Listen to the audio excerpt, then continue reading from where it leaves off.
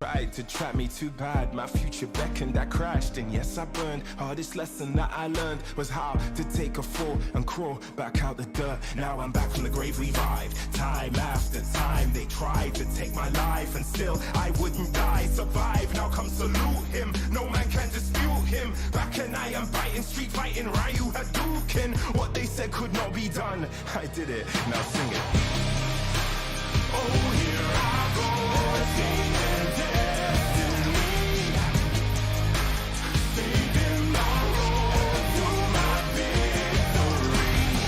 I won't admit defeat, I'm making history like it's meant to be. When they said to me, say hey, no man can dispute him. Might as well salute him. What is written isn't done. Watch me how I overcome.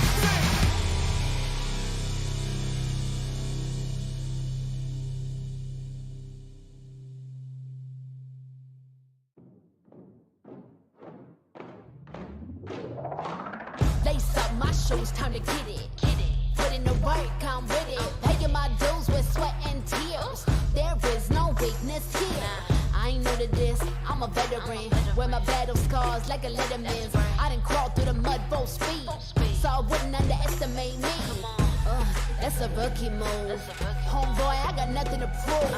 Team player, but I'm still self-made. I'm in it for the passion, not the parade. I don't need the lights or the cameras, just me and my opponent. All the work that I put in has led up to this moment. Let's go. You go hard, I go harder. You beat, I beat farther. You cannot match my speed, cause I'm out of your league. I'm out of your league. I'm out of your league. Everybody like me, better reach for the stars, cause I'm out of your league. Game time, let's go. I hit that mark weeks ago. I'm about to laugh you up. Tell me, have you had enough? You would think I had a PhD in psychology. The way I get in your head, there is no escape. Like I said, I'm out of your league. I play fair, but show no mercy. Only give my time if it's worthy. Cause I keep my mind on a mission. And you don't fit the vision. I ain't cocky, okay, a little bit. I call it confident, but they can handle it. Don't blame me, it's just my time. So move, cause you're blocking my shine. I'm out of your league. You better go with plan B. You taking the crown, that's a fantasy. You can't step to me. I'm out of your league. Better beef up that defense. I give you an A for effort. Now hit the bench. You go hard, I go harder. You beat, I beat farther. You cannot match my speed. Cause I'm out of your league. I'm out of your league. I'm out of your league. Everybody wanna get like me. Better reach for the stars, cause I'm out of your league. You go hard, I go harder. You beat, I beat farther. You cannot match my speed. Cause I'm out of your league. I'm out of your league. I'm out of your league. Everybody wanna get like me. Better reach for the stars, cause I'm out of your league.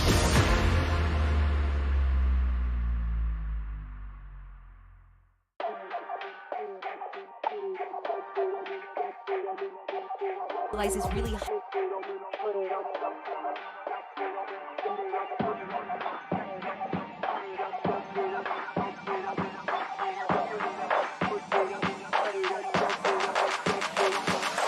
Put it on me, put it on me, put it on, dump it on me, dump it on me, dump it on me, put it on me, put it on, dump it on me, dump it on me, dump it on me, put it on me, put it on me, put it on, dump it on me, dump it on me, put it on me, put it on me, put it on, dump it on me, dump it on me, put it on me, put it on me, put it on, dump it on me, dump it on me, put it on me, put it on me, put it on, dump it on me, dump it on me, we want it up, put it on.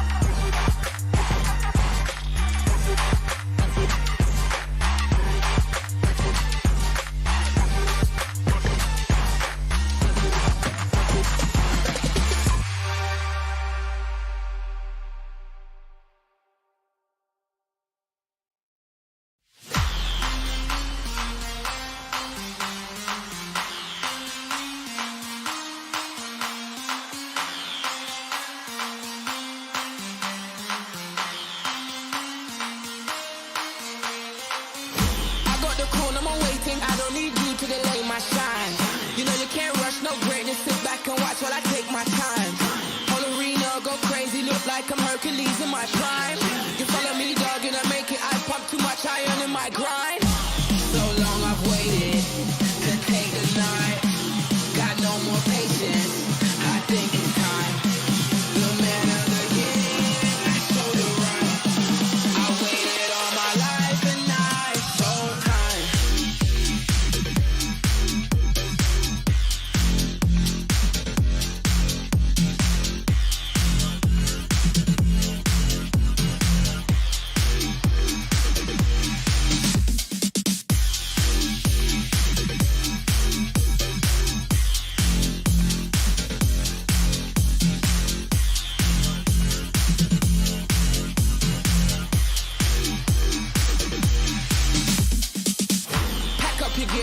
no room on stage for no amateur pop stars. Me and my clique don't fear, trashing hotels like some animal rock stars. You opened up with a bang up job, but it's time for a real deal headline. Line so big that I can't find the end. I'm gonna kill this airtime. Don't get too comfy, you make the scene now, they gon' love me. I got the keys now, get your own seat. You must be senile if you think you tag along. I'm sorry, my friend, you pegged me wrong. You must be lost, man, your time is gone. If you think I give you the blueprint, you better be stupid or else you're deadly wrong. So long I've waited to take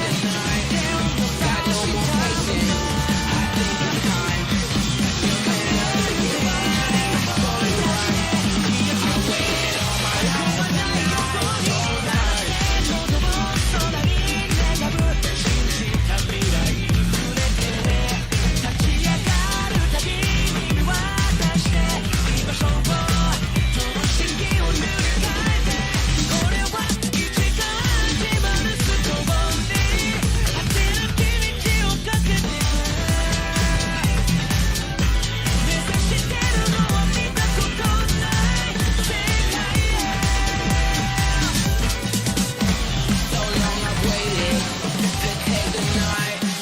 Got no more patience, I think it's time. I waited all my life, but now it's all time.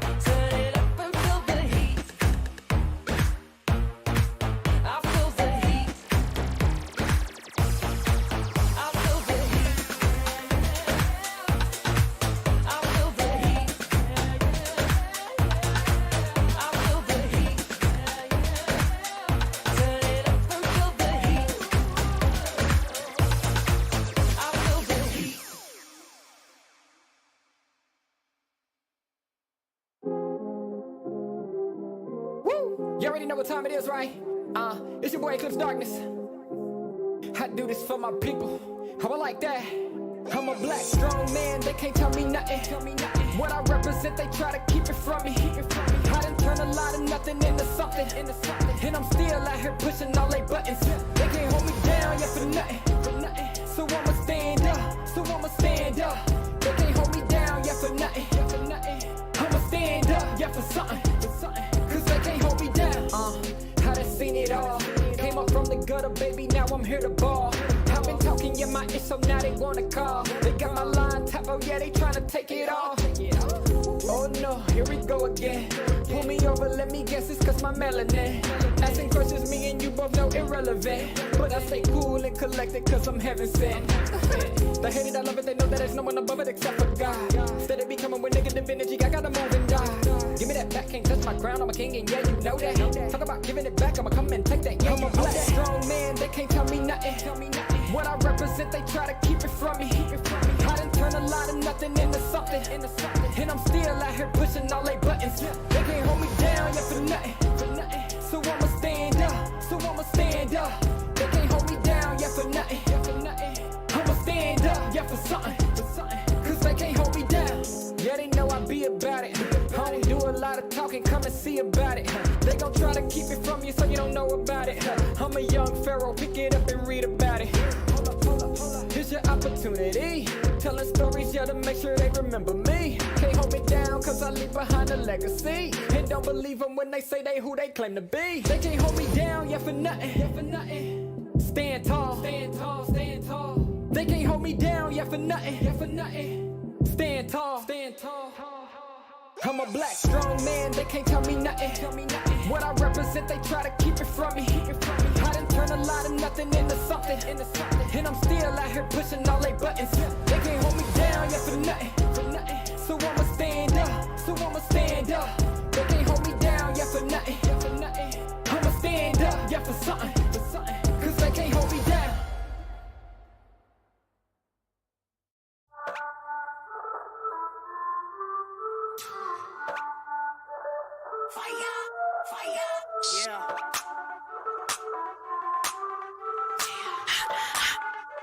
Yeah. We be hot, mama got game. Check my team, we like the flame. We be bougie, y'all sound the same. We be, mama got game. We be hot, mama got game. Check my team, we like the flame. We be bougie, y'all sound the same. We be, mama got game. Yeah. We be cooking something new. Hear us knocking, coming through. Push the limit on them rolls, cause we don't do it like you do. We be cooking something new. Hear us knocking, coming through. Push the limit on them rolls. Yeah, mama got game. Mama got game. Yeah, mama got game. Yes. Yeah, mama got game.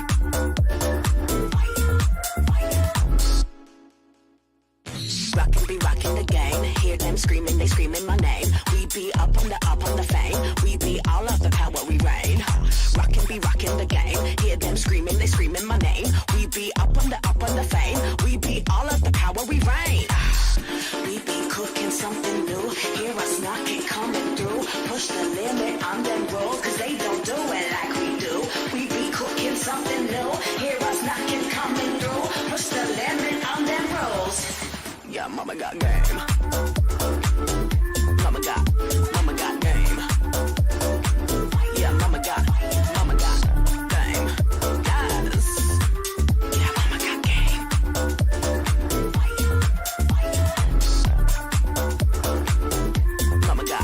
Mama got game. Yeah, mama got game. Yes. Yeah, mama got game.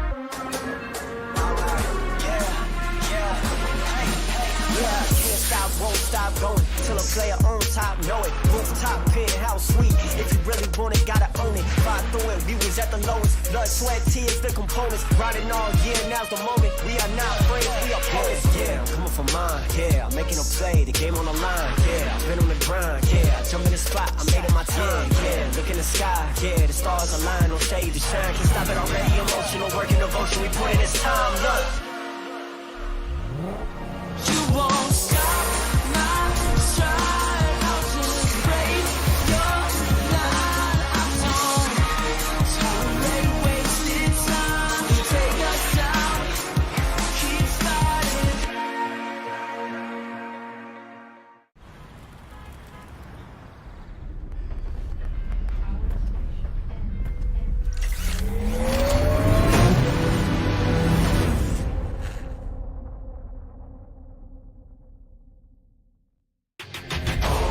Welcome back to the Snapdragon Pro Series Mobile Legends Bang Bang. Right where we at. We ain't never fall.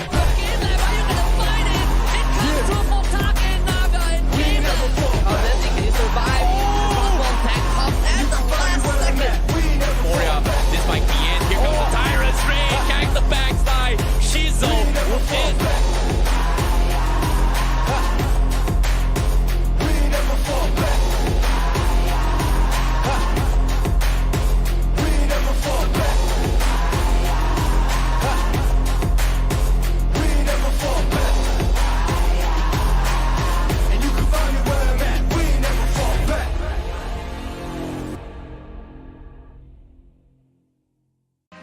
Welcome to Mobile Legends. What is a winner? Make a promise, then I go and deliver. What is a great? He the favorite, any race that he enters. Look at their face, they all amazed. This ain't for beginners. Back in the days, we used to dream, but now we can get it. Work, work, work. We gotta push to the limit, then work till we finish, then push to the limit, then work, work, work, work.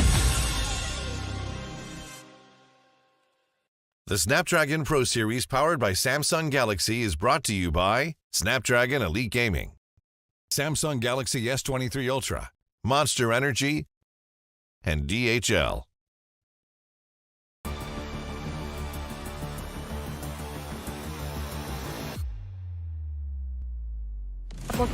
Jay goes in. It looks good. The RWM onto Spider Mouse. They need to get rid of this engagement tool. Final Slash pushes Vex underneath the turn, but he flickers all the way out. So Buck might actually die. Pops the Winds of Nature just in time, so the crossbow tank doesn't kill him. And now Rinder's apathy doesn't connect on anyone, but it's Lord JM and as well as KZ all by himself.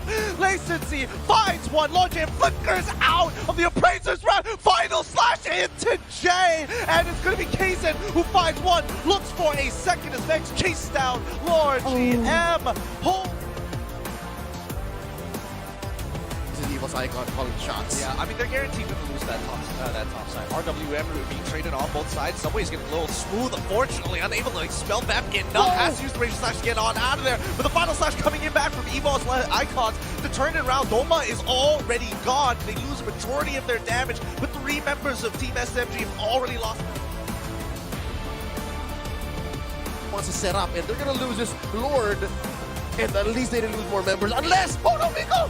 They've already got the kick. I mean, the Vengeance is keeping Valdora alive as long as possible. Sasa! One more tick was going to take him out. He ends up dying regardless. Miko gets his immortality pop. Sasa is still trapped in the corner. Sasa! But the rest of the team has covered for him. Body blocked, in a matter of fact. Willing to sacrifice the wave down. It's a beautiful go away. Chipu gonna be zoned down. Now Nibiru's passion coming through. RRQ losing Chipu in the process. Sword finds away the dragon, knocking Fiersic back onto the bundles right now as he gets immobilized. And Anif is massive. Anif now jumping in, finding another. It's a double for Anif, making a triple kill as Banana is the only one standing. Team SMB would have gone wiped out. Well, that's just unfortunate, and now they have a man advantage. Sasa just wailing away at this Lord. Yep, he's penetrating multiple people. Feathered Airstrike looking up at the lethal counter, committed onto the kills, and not actually the 50-50. It's getting low, and now it's going to be Sasa. He takes one, but it's Doma who steals away the Lord in time. Sasa wins out that fight, but this one, a triple kill for Sasa. It looks great. and welcome back to the Snapdragon Pro Series powered by the Samsung Galaxy. I'm back again here with the wonderful analysts. Of course, it's Connie as well as Icy Baby 12. Welcome back, ladies and gentlemen. Thank you for tuning in after that break, right? But today, Terrence, has been amazing. Yeah, I know, right? Today's games has been amazing as well. We had a little bit of glimpse of how things were going from yesterday's recap, especially when teams were all fighting for that slots to actually make it to Jakarta, because there's only 6 slots from the challenge season itself. And so far, today's games has been extremely exciting, especially here in day number 2, because to be honest, yesterday it was a smooth breezing, 2-0s all the way through, but today itself, there was just so many upsets, and it's really heartbreaking for me as well. There's just so many highs and lows in today's journey so far in all the games thus far. Yeah, it has been an amazing ride here at SPS, but of course the fun doesn't end here. We do still have a lot ahead of us as we take a look at the calendar as well. So as you guys already know, we are already within the challenge season. There is going to be a little bit of a break in between from the 27th to the 29th, but we are going to resume the action here on the 30th. And a couple weeks after that, that's when things get way more intense. The challenge finals that are going to be held in Jakarta, so it is going to be an offline event. And we also need to talk about this, right? Because during the break, there's going to be a huge patch on the 27th, and I think that's when things get a little bit crazier for these teams. For those of them who've already made it to the challenge finals, that's going to be great for them. They don't really have to think about it that much, but for those of them who are still fighting, who lost a match during their run, it's going to be challenging, especially for the teams who rely so heavily on this current patch. It's going to be very tricky here, right, Terrence? Right? It's very going to be... Yeah, it's just the team that will adapt faster will have that upper edge. Because, to be fair, the patch isn't really about the mechanics. It's about the emblems here. That is also a huge part. But maybe take a day or two, their pro players, I'm feeling like they can adapt fast. You know, that's the thing, right? It all comes down to management, it comes down to coaches and how much effort and homework they are going to be putting into studying the patch, right? We always have advanced server patches to actually rely on, but when the official patch comes in, there are going to be still even more minor tweaks to a detail. In this case, when it comes to patch notes, it's very important that they have to study very, very hard. In this case, I think a good example of a nerd team would be CFU Gaming just now, because they played really well. They were able to pinpoint certain patch notes details and execute it in towards their draft, which was, I would think, very smart. And of course, like you said as well, Group E, it is going to be a free-for-all showdown, and who does their better homework? That's the question, right? Because we do have some teams in the Indonesian region who aren't too great with new patches. I think we've talked about this over the past couple of seasons, that Alter Ego, they kind of fail to adapt to the patch as soon as possible. I'm not sure about the other regions, but with that kind of weakness, it does put them in a little bit more of a pickle, a little bit more challenge, a little bit more obstacles ahead of them, especially now that we know Alter Ego actually dropped to the lower brackets, so they are going to have to work a little bit harder. And in terms of the new patch, we don't really know what's going on. I don't even have the patch myself, but what I know is, like you guys mentioned, the emblem system that has changed. That's going to increase creativity. It's going to affect how these junglers are also going to fare. Not even junglers, but every single role. And I'm pretty sure that it will center, though, mostly, I think, on either the gold laner and the jungle. And because you can mix and match, right? So it's not just homework for the players, but it's also homework for us to study as well. And again, if you really think about it, right, the emblems, it's really, the emblems covered around 2 items, the attributes. So think about it like 6 items per game. With the emblems, it actually adds more attributes in your game. So looking at the total stats of the attributes, it's roughly 2 items. Exactly, but at the same time, I'm going to go a little bit more deeper here in terms of, since we're having nerd conversations right now, let me bring back memory lane, because technically, all this homework, we should have done it before M4, because there was this big hoo-ha of emblem changes before that, and this is gotten to a stage where we finally get to see a newer version of how Mobile Legends will be played, which is going to be coming in very soon. Because if you think about it here, emblem changes was supposed to happen for M4, but something happened of course, we had to delay that patch, and now here we're finally going to be possibly experiencing it in this upcoming patch. So I feel like there's just so much uncertainty. And to bring up to the point you do mention as well, MPL Indonesia, there are a lot of teams that are not very flexible in their adaptability.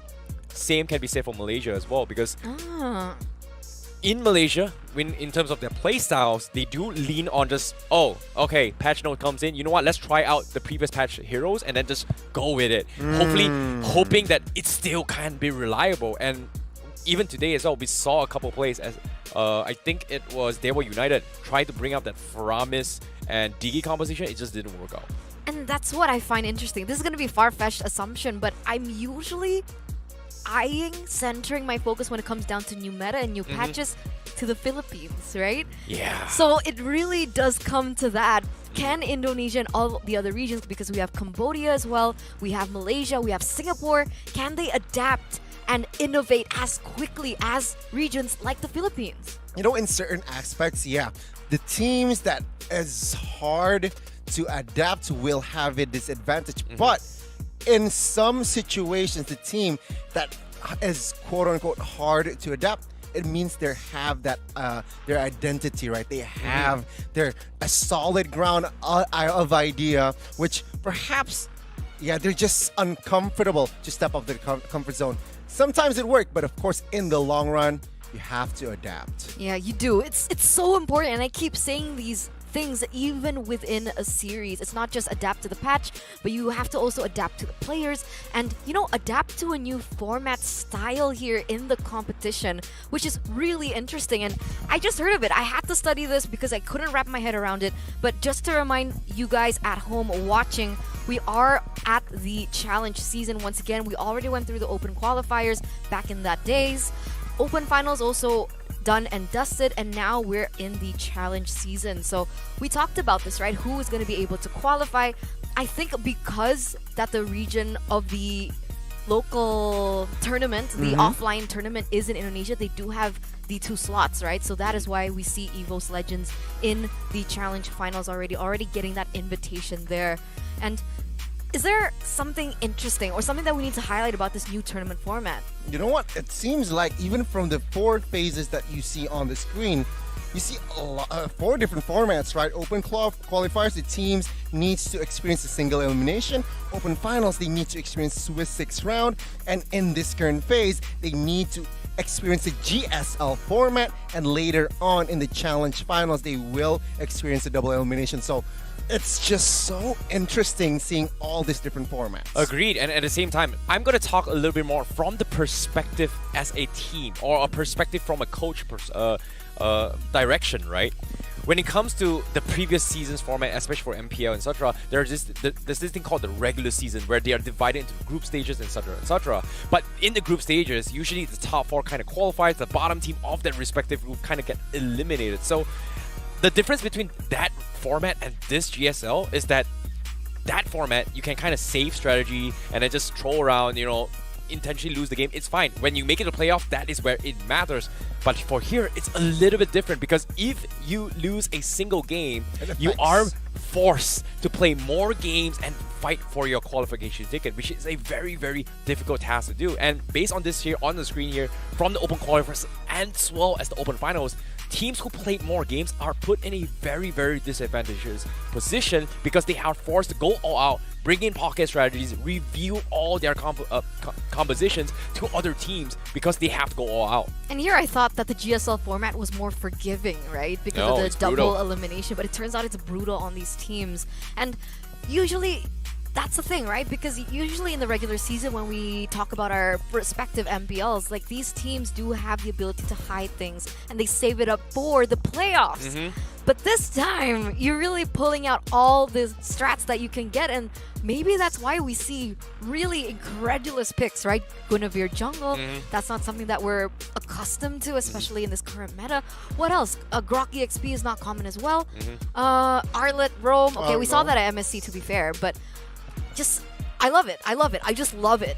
I love the variety indeed, right? It just brings out sometimes the best in teams, but also at the same time the worst in teams when situations aren't in their favor. But then again, in this current format, I love it's new to me, the GSL format, but man, boy, I love the GSL format. Yeah, I agree. You know, when it comes to GSL formats here, it just shows you that sometimes it's not just training your mechanical skills or awareness as well. You also have to train your endurance, which is something that a lot of teams really lack when it comes to competing in international stages. Sometimes it might be flights, it might be this. This gives opportunities for teams, especially for tier 2 and tier 3 teams who do not get those kind of opportunities to kind of experience it, to compete at the best of the best. Because most of the times, why we say, like, hey, new players come in, they don't have competitive experience, is because of the fact that MPL teams are usually the teams that always get those kind of intense tests, you know, stress tests, being put to prove themselves, if you think about it. And that's why there's a new storyline that's kind of brewing here, right? Even in the challenge season, Evo's Icon, they're an MDL team, and they are now known as the MPL Slayers, and that's a huge title. And without this format, that wouldn't have been possible. They wouldn't have been able to experience all these teams going head-to-head in this current area. But looking at this challenge season, once again, these are the teams that can qualify, and it's going to be up to how they fare in their upper bracket match, because as you know, here our next one up is going to be Bigatron as well as Aura Fire. They are still playing very heatedly and intensely in their current tournament, which is what we're kind of waiting for here. But we also need to talk about this, right? Evo's Icon and MDL team, they're the second team who was able to get and qualify into the challenge finals along with Bren Esports. And that's Bren we're talking about, a former world champion, M2. They were also able to get the gold medal for the Philippines in the SEA Games as well. And I love that Evo's Icon are given the opportunity to learn from this experience. Exactly. And at the same time as well, Evo's Icon, if you think about it here as well, there's just so much tattletales, there's so much rumors, there's so much gossip around. Hey, some say Evo's Icon is better than the main team from Evo's Legends because of the fact that, I quote from Merkel once again, they have screamed each other multiple times, and out of 50 games, they have won almost more than 40 of the games against Evo's Legend, which is very concerning. But at the same time, it just shows you how hungry they are to demonstrate that they can be one of the best of the best. The drive that these young kids have is just impeccable, right? And again, it showed in this current tournament where they just, in this current phase, they won 2 matches in a row. So there you go, you deserve that spot. But then again, their job or their journey is far from over, because there's another phase coming in where, take a look at your bottom part of the screen, the 6 invited teams are waiting, right? Onyx, EVOS Legends, RSGSG, Burnex/Todak, and Echo.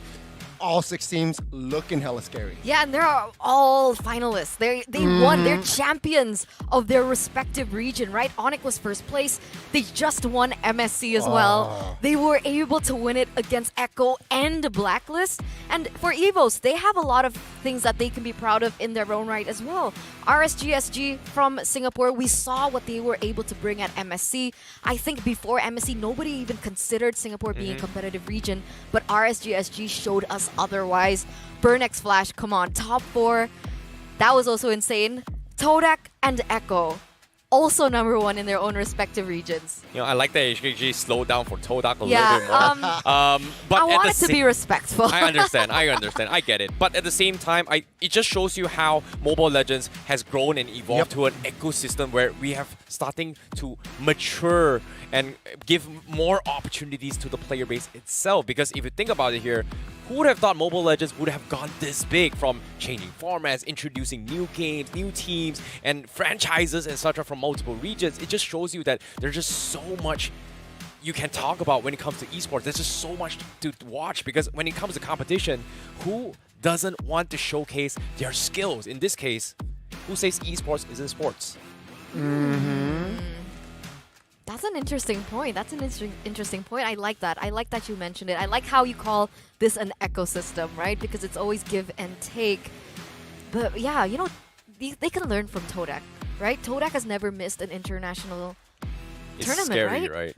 It's scary. That's the thing about Todak, right? They're just so good. And from Malaysia for the longest period. But when it came down to this year itself, where Malaysia finally, which unfortunately say I'm really, really sad, we finally lost a slot to the instead of having 2 slots, we got only 1 slot. Things got a little bit different, and we started to see major changes in Malaysia's season as well, especially for MPL Season 11. Every single Malaysian team has somewhat of imports here and there to try and elevate the overall Mobile Legends gameplay as well as the competition for between teams and gameplay. Yeah, competition, especially to get into this challenge finals in particular here, right, at SPS. And it's not just bragging rights that they earn from getting this top 12 point towards the challenge finals, but also the prize pool that they are able to get their hands on, with a total of 150,000 USD as the prize pool. Even just being able to get to the challenge finals already wins you 1,800. Exactly right. Securing the final spot secures you $1,800. So that's not a small amount of money, but if you win it all, Terrence Eterna, you will get a grand of 65 grand. You know, USD. 65 grand divided by 5 players, and then maybe, you know, cut off management, blah, blah, blah, blah. I would still be able to take a vacation, maybe even get myself a brand new phone as well. Samsung Galaxy S23 Ultra seems pretty good, considering that you've been flexing it on your side of the table, Eterna. And ice cream. And yeah, ice ice cream. cream. Sure. Maybe some sushi would be good too. I agree. I agree. You definitely caught up. I'm a seafood guy, but sushi sounds pretty good as well. Maybe I like it how raw they too. do- I'm more You know of a what? Yeah. I like it raw. Yeah, Sorry. yeah, I love my fish raw too, man. Oh, salmon. But yeah, back again to this, right? That's the thing that they need to achieve. And it's gonna propel them forward. The motivation to be able to get your hands on this is ginormous. It is ginormous, right? So again, ladies and gentlemen, the total grand prize pool is 150 grand. That is not a small amount. So ladies and gentlemen, they are fighting perhaps for that bragging rights and prize pool. I can't wait to see the climax of it all, Okay, of course. Because, great. Yeah, this is still this is not the final phase. But their journey is already incredible. You know, let me highlight how important 65 grand is, right? 65,000 may not be a big amount, but if you switch the currency into RM or into its INR or any other currency or respective region, it is actually life-changing money. It's the type of money where you can change a person's life for the next few years before they can actually, or maybe even elevate their career if you think about it. Definitely. I couldn't agree with you more, but Eterna, it seems like you're a little bit too busy here. What's going on? Sorry. You know, you guys continue talking. What? You're playing the FE bot No. right now? No, I'm not. Are you not? Oh. No! I don't want you to see. Sorry. Production, zoom in at that. Look at this. we She's can see cheating. you. I'm sorry, She's I'm sorry. cheating. We can see you, all right? Yeah, dude, she's cheating. No, She's I'm playing gonna right win this now. time. Like, oh my god, dude. Wait, you what can't are you jump doing? that? You can't. Oh, come on, man. Like, I didn't know you couldn't okay, jump that. just to give you guys a little bit insight on what the heck Eterna is doing, she is actually playing the FA Bot Cup there, where you stand a chance to walk away with 5,000 euros, which is also life-changing money for you as well. And they have a ranking system where the top one will be walking away with that money. So be sure to try and compete as well. And Eterna, I know you're hungry for money, Dude, man. there's monsters in this game. Really? Yeah. Whoa. Damn. That means Whoa. I swear there's so many. I think that means you reach level 931. No. Okay. You lost, didn't you? No, I didn't. Why didn't you show your screen? You're just embarrassed that you started a new game, didn't you? No, this is the same game. All right. I'm at 214 points. 214. That's not a lot, I believe. Yeah, you still got a long way to go. You know, if I do recall, rank 1 was the last time I checked the leaderboards. It was about 40,000. I'm not exactly sure. Really? Yeah, it's pretty high. Oh man, I died again. Oh, fine. Okay. The producer said that we need to recap the brackets now. Oh yeah. Maybe I can play again while we recap onto this. But here it is, Group A once again. Like we mentioned before, we have already crowned our finalist here, Bren Esports from the Philippines, our former M2 World Champs. And of course, the gold medalists of the SEA Games this year is going to get their momentum, their journey just propelled forward here in the SPS journey.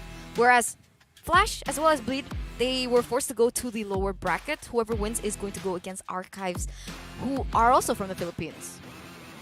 Yep, and at the same time as well, this pretty much sums up Group A's brackets, right? Like, you know, there's just so many things they need to do, and we talked about how Flash and Bleed, they are represented this from Singapore. If one of them gets eliminated right there and then, it's pretty much done for as well. And why GSL is so interesting is that they do not give you a break at all. It is going to be an uphill battle all the way through, because even if they crawl through this so-called lower brackets, right, they are just qualifying into a last chance qualifier. It means they are going to be the winner of this series, which is either Flash, Bleed, or Archives. The winner out of this tree, the best out of this tree, is going to be seated in a different group to fight for 2 slots, the final 2 slots to actually make it in towards Jakarta. Yeah, so basically what Icy Baby is saying, their journey is still super long. Even though it looks short. Yeah, it looks short here, but it's still super long because they're going to go to a new bracket. Gani, you were saying? Oh, nothing. I was about to say, yeah, in Group E, it's just with the same format. Yeah. Exactly. It is. It is. Yeah, now that you mention it, it's crazy. Wow. It actually extends the journey every time you lose, right? Exactly. It's scary. It's super scary. Their journey is still far from over. That's why it really benefits when you are able to win 2 times in a row in your respective brackets. So let's take a look at Group B now. Production. All right, here you go. Evo still undefeated here in their Snapdragon Pro Series run, not losing a single match so far, and that has led them to be qualified to be able to get to the Challenge Finals, whereas unfortunately Homeboys, they have to fall from the side of the White Tigers, and they're going to go to the lower bracket. And once again, it's either SMG, RRQ, or Homeboys who can make it to Group E. Yeah, it sucks to be them, I'm not gonna lie. But here's something I want to talk about Evo's Icon, right? Because Evo's Icon, they were here before in the previous season. I was casting as well for Season 1. I was very surprised. They didn't look as strong as this. And here's a little bit of a spice for you guys to bring into Jakarta. Evo's Icon made it from the open qualifiers, came all the way here and took the slot to the Grand Finals. Imagine this. Imagine if Evo's Icon becomes the SPS Grand Final channel. That is the true Cinderella story. That's going to be crazy. That's going to be crazy Imagine. indeed, right? Yeah, I mean, looking at their journey, sure, it's still long, but they're on a positive trend, right? Very positive. The team just has that drive, right? We talked about Evo's Icon, such a young team, but very high drive. So perhaps on that note, let's see what else is next. Let's take a look at Group C now, right? Because that's what we were kind of casting over just lately, right? Aura Fire being able to win it 2-1 against Blacklist, who now is forced to continue their journey there in the lower brackets against Alter Ego. And I'm actually curious to see how this series ends, because so far Blacklist has yet to find their final form. It feels like V-Wise has been a huge impact on towards the team, and without that guidance from both V and Wise, Blacklist, they had to lose against Aura, a team of really just young players, rookies even. It was a tough game. It was a close game, right? It was a close match, 2-1. But at the end of the day, I think you're right. They're still looking for that formula because Hades just joined in as well. So they're not at their 100%. But let's talk about the second match, the second lower bracket here, BTR and Alter Ego. Alter Ego got stomped, 2-0. That was something that I didn't expect as well, because considering I expected it to be a 2-1 finish kind of situation, but it seems like Alter Ego just completely got outdrafted from the side of BTR. However, that pretty much sums it here, because we are going to be jumping into this BTR versus Aura later on. Now, let's talk about the next bracket right now, which is Group D, and this is something that we just watched before this break. Yeah, again, my favorite group. I don't know what to say about it, right? Group D, here CFU just really dominating that against almost every caster prediction, I think, except Gani, who thought it was a 2-1 towards CFU. So against all odds, against all our predictions, they were able to prove us wrong with just really insane unorthodox picks, really insane synergy, honestly, from all of the members of the team, and strategy, right? That really won and gave them an edge against Dewa United. Now, for the next match, RSG as well as the Red Giants. Now, that's what I'm actually curious to know, right? RSG, they are developed as a team. We've seen them go to lengths with the same lineup. But for Red Giants, You know, it's funny when it comes to Red Giants, right? Like, Red Giants, they recently lost Zorn from here as well because you do Red Giants' history during MY Season 11. In the first half of the regular season, they didn't go out swinging here. They had a little bit integrations here and there, but the moment they got Zorn in, they started winning games and then qualifying towards the playoffs, which is very, very interesting. But this time, without Zorn, I'm excited to see how the new Udo Red Giants is going to be faring up with what the best from all the regions. Yeah, and that's why for tomorrow's matches, it should be 3 games. But to take a look at today's schedule, once again, to refresh your memory, we have gone through 4 distinct matches that were very action-packed and surprising to everyone who was watching, and even the casters as well. But we are still waiting on the last match of today. Bigatron Alpha, the Red Robots, going against Aura Fire, the Indonesian Hydras. And wait, what did the producer say again? Can you re-say? Okay, they're already in Game 7. Oh, they went full best of 7. Yep. Oh, they went 3-3, so they're going for that last win. Wow. To be crowned the champion. Wait, so potentially both of these teams... Wait, what's... Okay, Aura Fire played more games, right? 2 plus 7? 3. 9? Aura Fire went full 3. So 13, potentially. 13 games potentially today for Aura Fire, 11 for Bigatron. Yep. That's a lot of games. That's the thing, Are right? they okay? This is why I keep bringing up mental fortitude, willpower, fatigue, stamina. It all comes into play because it's very important. Without all these things, you're not going to be able to compete with one of the best. And here's a little bit of a small tip for those pro players aspiring to do good ones.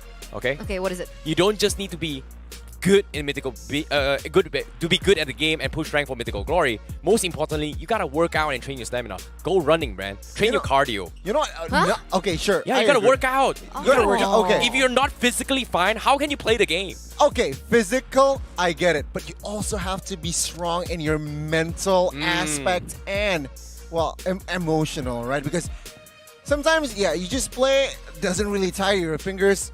Sure, 5 minutes break, done. But mentally. Let me ask you this, right? Okay. Can you do 50 push-ups? I can. Well, not now. Okay. Not at this What's stage. your maximum push-up? 100. In one go or in a couple? In one go. In one go, maybe 25. Okay, maybe 25. Try. How do you test your willpower and your mental fortitude? Is when the 26th push-up you do is considered the first push-up. I get it. You gotta keep pushing from there. That's how you train. That's why you gotta work out. And best part, if you think you don't have energy, drink Monster Energy. Right, Eterna? Monster Energy? No. 6 out of 10? No. 0. 26 as your first push-up. Yes. It means like usually, let's say... You have to push your limit first. And when your mind says like, oh my god, my body's exhausted, it hurts and everything. Under all those pressure, you start pushing. That's where the real training actually begins. Yeah, I don't understand. But I do understand something. What?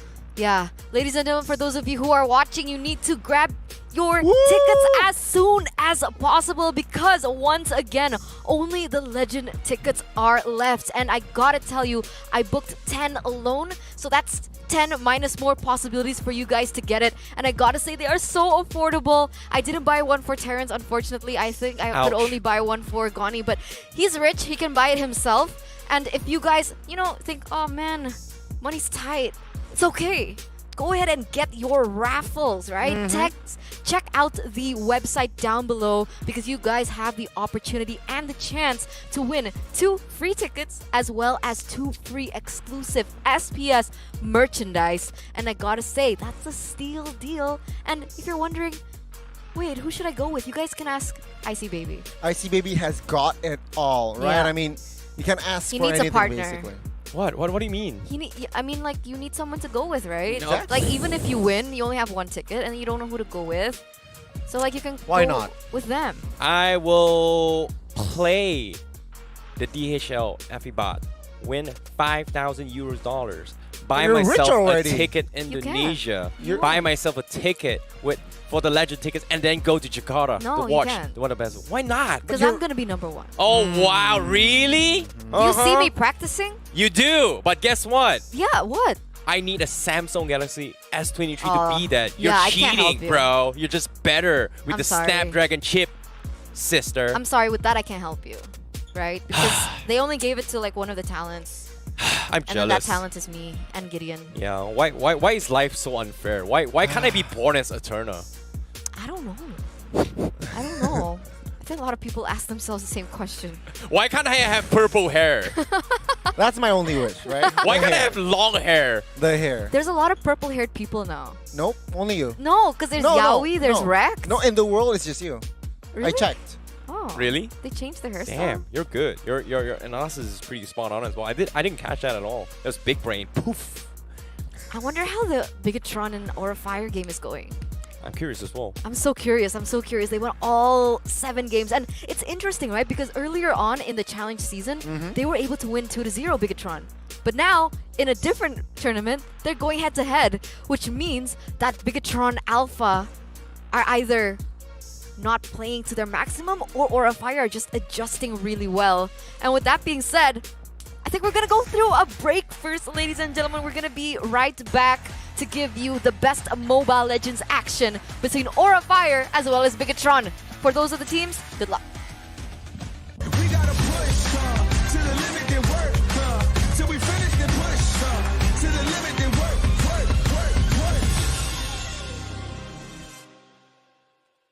The Snapdragon Pro Series powered by Samsung Galaxy is brought to you by Snapdragon Elite Gaming, Samsung Galaxy S23 Ultra, Monster Energy, and DHL.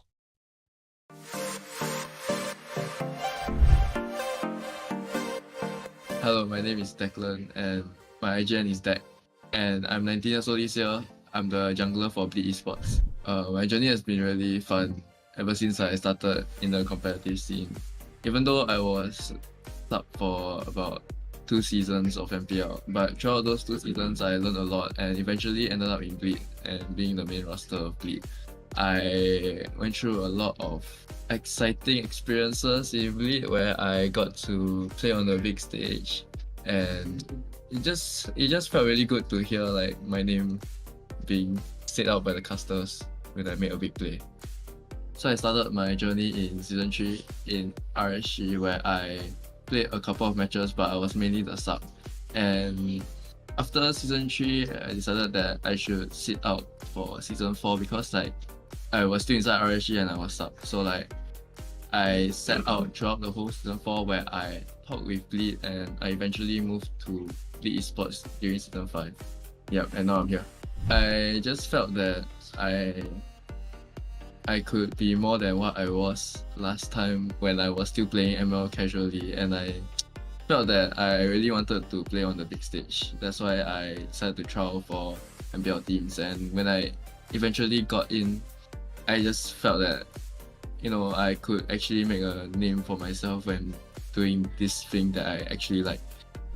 I think being a Singaporean and a professional gamer is really tough because there is a hard time balancing between school and playing games professionally, because the amount of training you need to catch up with those that are doing this game full time or like are really talented is very time consuming, and I feel that to be able to find that balance is very difficult for a Singaporean. But other than that, I feel that it's a bit of adjusting I had to do when I first played seriously, because the trainings were, I was really behind in training and like I had to learn a lot. Yeah.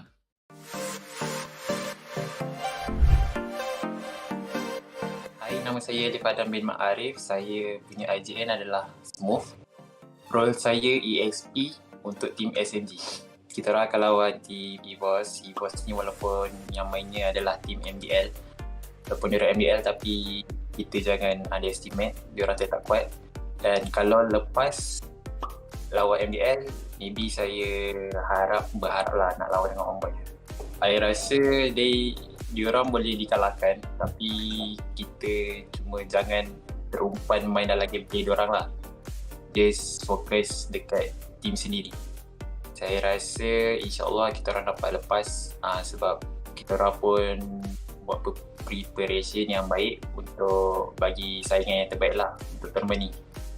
top 6 team will qualify. I think number 1 Brand, number 2 RSGPH, 3 RRQ, 4 Bigatron, 5 SMG, 6 Homeboys.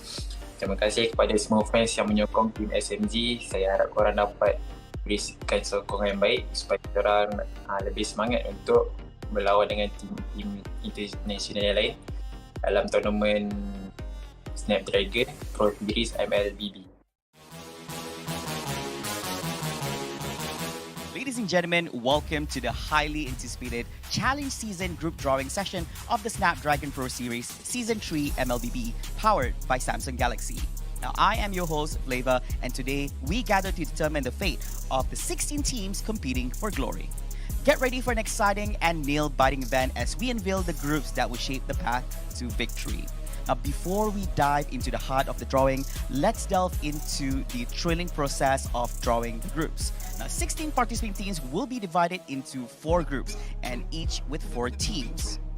To ensure fairness and impartiality, we have implemented a sophisticated drawing system to draw respective teams into each group according to the seeding in the challenge season. Note that the seeding is decided by the team's placement in their respective MPL in their country and also open finals for the 4 teams that qualify from there. Now allow me to explain how the drawing will unfold. There will be a total of 6 drawing sessions. In each session, we have prepared a box and a number of balls following the team's number they have in the group. There will be a folded paper inside each ball with the team's respective logo. And as each team is drawn, they will be assigned to the corresponding groups and seeds.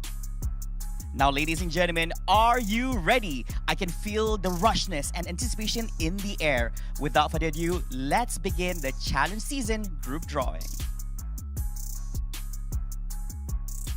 Ladies and gentlemen, let us begin with our first draw session right now, which comprises of 4 teams, which are the second place winner for their respective countries' MPL from Malaysia, Philippines, Singapore, as well as Cambodia. With that, I would like to invite our representative to draw the first team.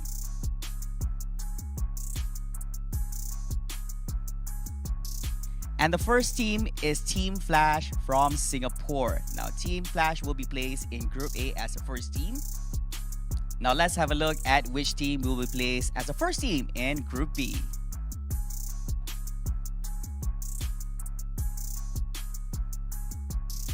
And the second team is Team SMG from Malaysia.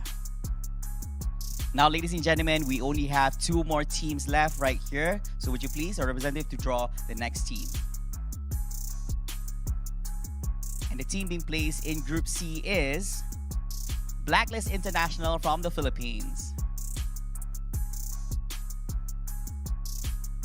Now, ladies and gentlemen, we're going to continue on with our second draw session here, which features the third place winners for respective MPLs from Malaysia, Indonesia, Philippines, as well as Singapore. With that, we'd like to invite the honors from our representative to draw the first team. Now, do note that the first team here will be placed in Group D and not A. And the team is Team RSGPH from the Philippines. Next up, ladies and gentlemen, we have 3 more teams remaining. Of course, we'd like to invite a representative to draw which team will go into Group C.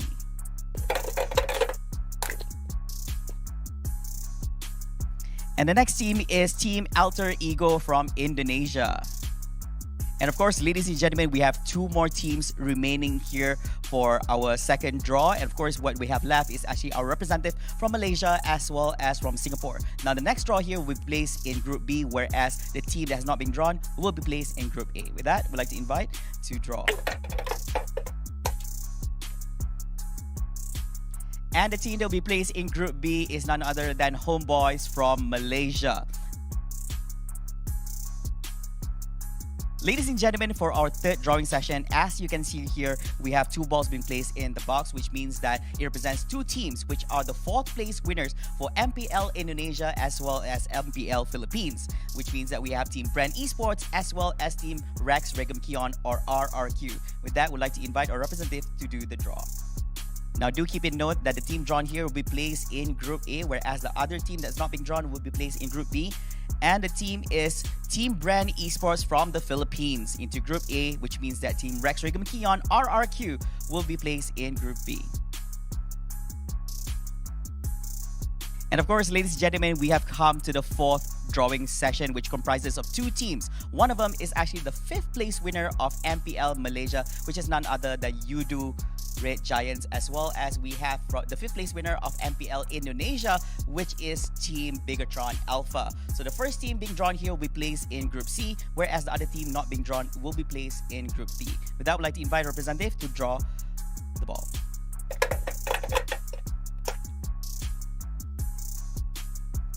And the team being drawn into Group C is none other than Team Bigatron Alpha from Indonesia. With that being said, we have Team Yudu Red Giants being placed in Group D.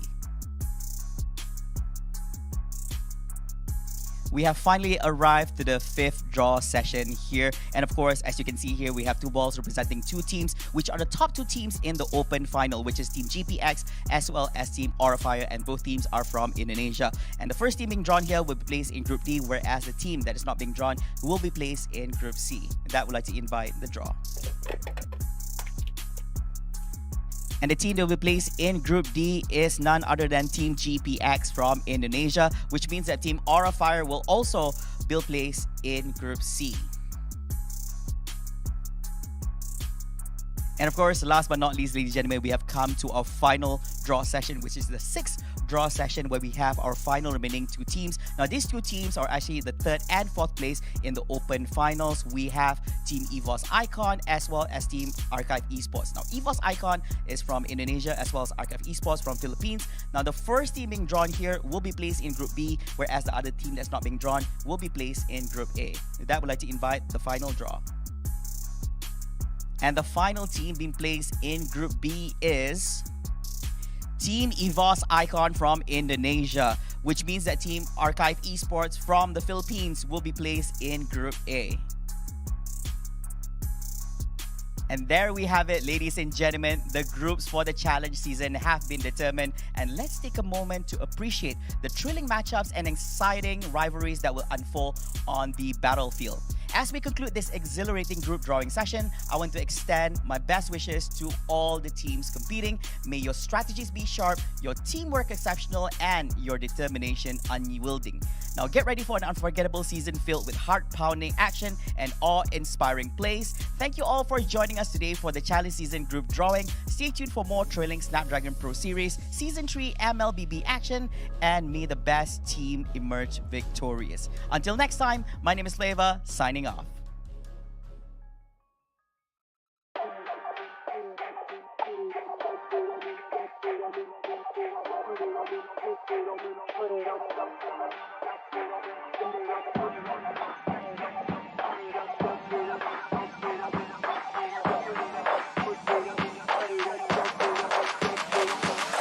Put it on me, put it on me, put it on, dump it on me, dump it on me, dump it on me, put it on me, put it on, dump it on me, dump it on me, dump it on me, put it on me, put it on me, put it on, dump it on me, dump it on me, dump it on me, put it on me, put it on, dump it on me, dump it on me, put it on me, put it on me, put it on, dump it on me, dump it on me, dump it on me, put it on me, put it on, dump it on me, dump it on me, we want it up, put it on.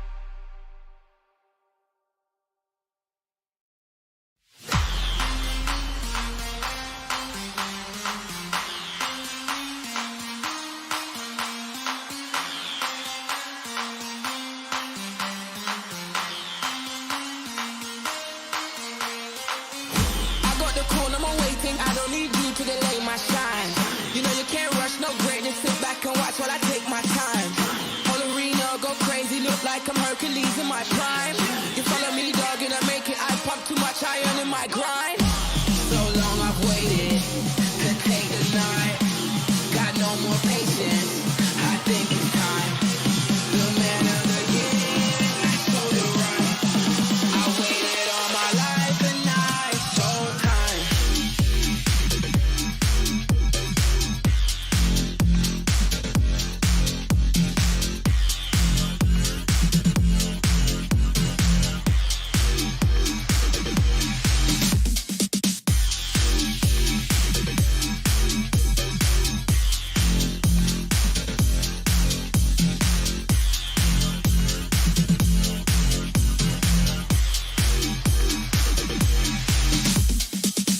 Pack up your gear, I ain't got no room on stage for no amateur pop stars. Me and my clique don't fear, trashing hotels like some animal rock stars. You opened up with a bang up job, but it's time for a real deal headline. Line so big that I can't find the end, I'm gonna kill this airtime. Don't get too comfy, you make the scene now, they gon' love me. I got the keys now, get your own seat. You must be senile if you think you'll tag along. I'm sorry, my friend, you pegged me wrong. You must be lost, man, your time is gone. If you think I give you the blueprint, you better be stupid or else you're deadly wrong. So long I've waited to take the night. Got no more patience, I think it's time. The man of the year, I showed it right. I waited all my life and now it's showtime.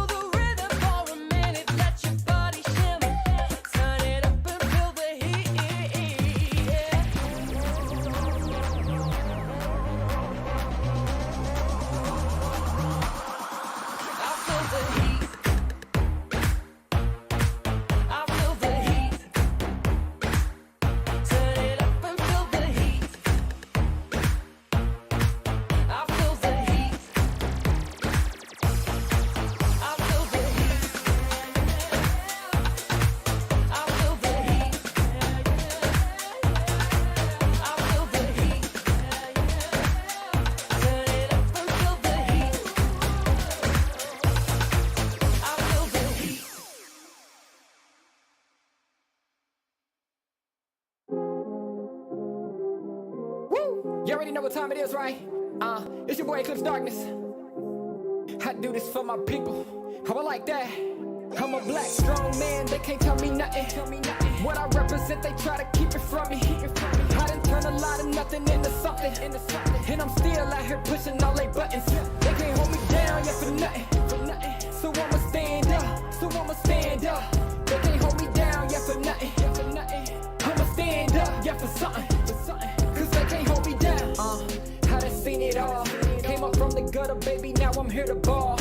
I've been talking in my ear, so now they wanna call. They got my line tap, oh yeah, they tryna take it off. Oh no, here we go again. Pull me over, let me guess, it's cause my melanin. Asking questions, me and you both know irrelevant. But I stay cool and collected cause I'm heaven sent.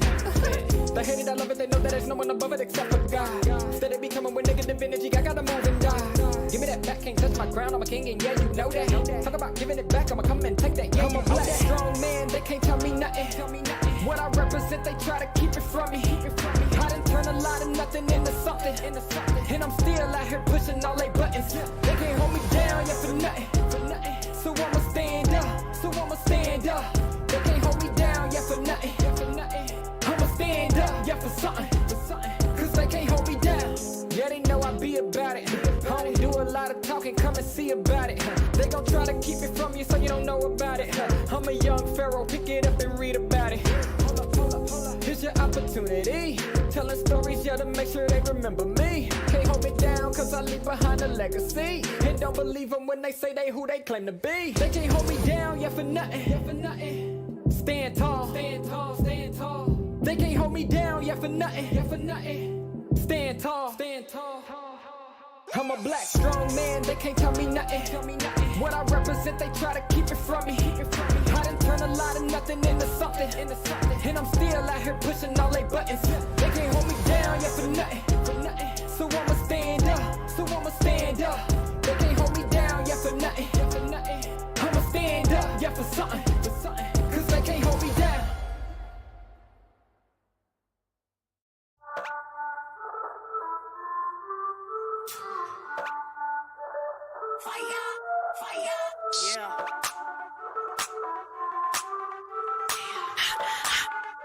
Yeah. We be hot, mama got game. Check my team, we like the flame. We be bougie, y'all sound the same. We be, mama got game. We be hot, mama got game. Check my team, we like the flame. We be bougie, y'all sound the same. We be, mama got game. Yeah. We be cooking something new. Hear us knocking, coming through. Push the limit on them rolls, cause we don't do it like you do. We be cooking something new. Hear us knocking, coming through. Push the limit on them rolls. Yeah, mama got game. Mama got game. Yeah, mama got game. Yes. Yeah, mama got game.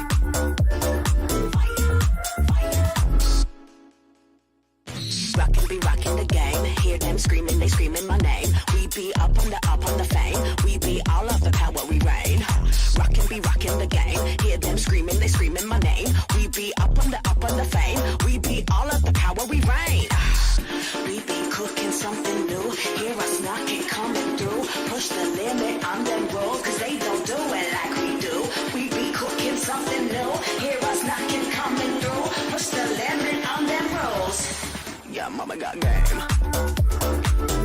Mama got game. Yeah, mama got game. Yes. Yeah, mama got game.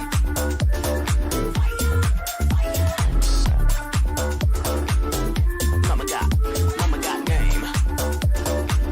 Yeah, mama got game. Yes. Yeah, mama got game.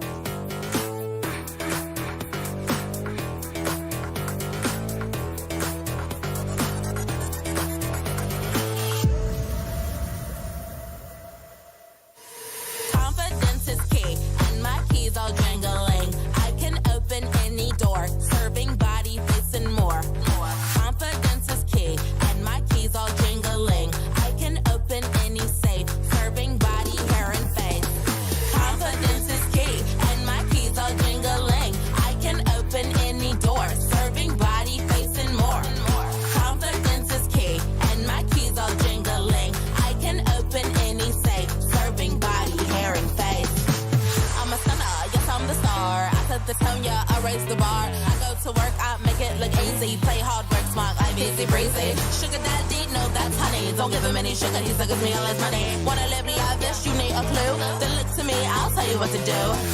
Do. Repeat after me. Confidence is key, and my keys all jingling. I can open any door, serving body, face, and more. Confidence is key, and my keys all jingling. I can open any safe, serving body, hair, and face. Now bring it out, it's your time to glow. You all the baddest, put on a show. Don't be afraid, let everyone know. Don't be shy, just lose all control and work it. Go hit a full split, tear up the floor. Go ahead, snatch those wits. Repeat after me. I am the vixen, I am the stallion. I don't need fixin', but I do need all your attention. All these diamonds on me, they glisten. When I talk, yeah, everyone listens. Cause I'm somewhat of an addiction. Now work those hips and thighs. You're out here changing lives. It's time, so let's get wild, and put in work.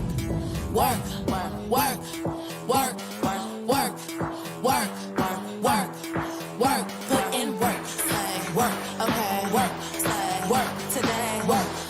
Work. Today. Work. Slay. Work. Confidence is key, and my keys all jingling. I can open any door, serving body, face, and more. Confidence is key, and my keys all jingling. I can open any safe, serving body, hair, and face. Confidence is key, and my keys all jingling. I can open any door, serving body, face, and more. Confidence is key, and my keys all jingling. I can open any safe, serving body, hair, and face.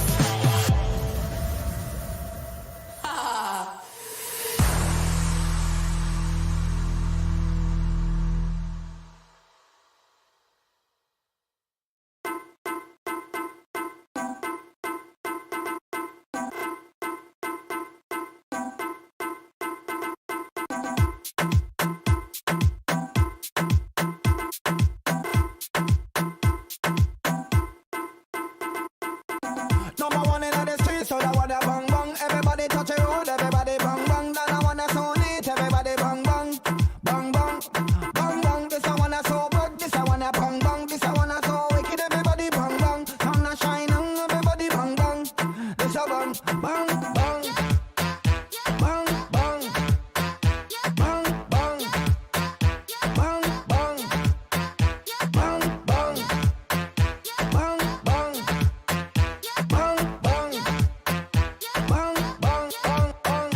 bang bang. Number one in the streets, so that wanna bang bang. Everybody touch a road, everybody bang bang. Then I wanna so neat, everybody bang bang, bang bang, bang bang. This I wanna so good, this I wanna bang bang. This I wanna so wicked, everybody bang bang. Sun a shining, everybody bang bang.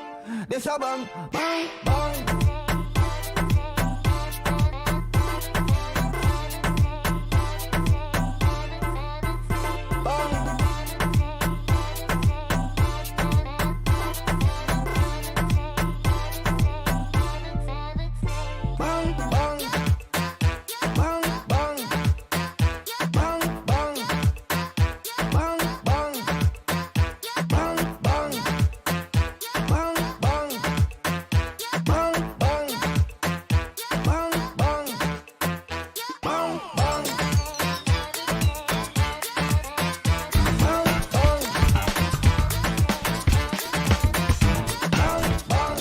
One Piece because dia punya storyline sampai sekarang mungkin sampai saya mati belum ending. Fate is my most favorite anime because it's one of the first anime series that I watched and it never gets old. Demon Slayer because good graphic and like the story it's good. My favorite anime is Naruto because it is my childhood anime. My favorite anime is Attack on Titan because it's so fun to watch.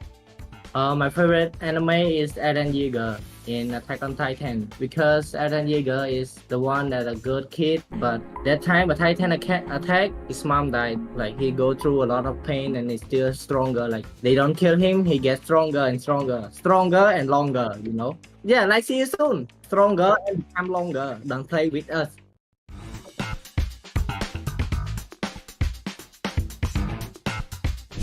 Pizza from Pizza Hut, and the menu is chicken lover because it's very tasty. Burger from McDo because we always order McDonald's. My favorite food is noodles. In Indo mie ayam karena enak bro. In Khmer it's fine, but everybody is want to come here from another country is Prohok. You guys know about that. It's not spicy, it's not sour, it's not sweet, but I don't know how to describe. A little bit salty. You can eat with rice, white rice. It's good. Nasi lemak, because I like the type of food that fits me lah. Saya ni jenis yang makan apa yang ada. My favorite food is orang yang masak tu orang yang kita sayang.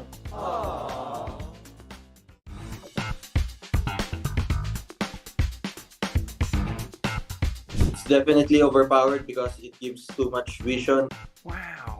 And it's unreachable. Novara is good hero I think because we can open map, can press damage, many utility lah. Novara I think is a OP hero. Good lah, because she can free hit from very far, just like Farsa, but more farther. This Novara hero is quite good, but in early or late game, RT cooldown so fast. Like revealing area, we can see everybody. And second skill, as long as we use, we can steal buff too in early game. Nice. I like, yeah. Novaria ni bagi saya sebab hero baru kan, mungkin sebab dia hero baru, sebab itulah dia macam OP lah. Dia punya skill boleh keluar map. Lepas tu dia punya skill shot tu jauh. Boleh open map semua skill. OP. Kuat. ก็มีวัดปีโลล่ะเธอกาไวเตอร์ว้าวใจจำเนียบ้านตะข้างทีมซีอิวโซนนายยังบ้านเคยจะเป็นรัฐพรปีโซนโอ้ปัจจุบันชามเต็มแบบ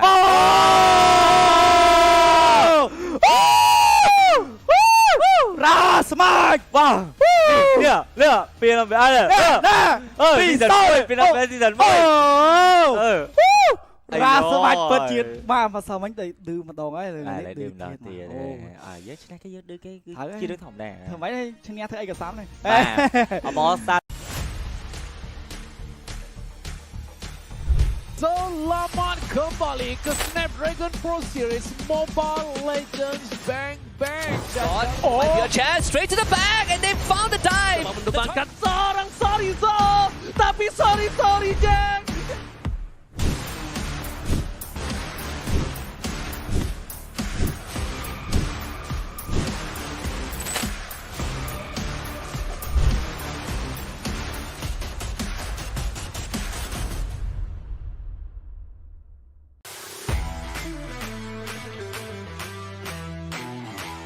There's a lot of pro teams and I get to learn from them. It is great experience. I think it was really fun tournament to be in. I get to fight with some of the best players out there.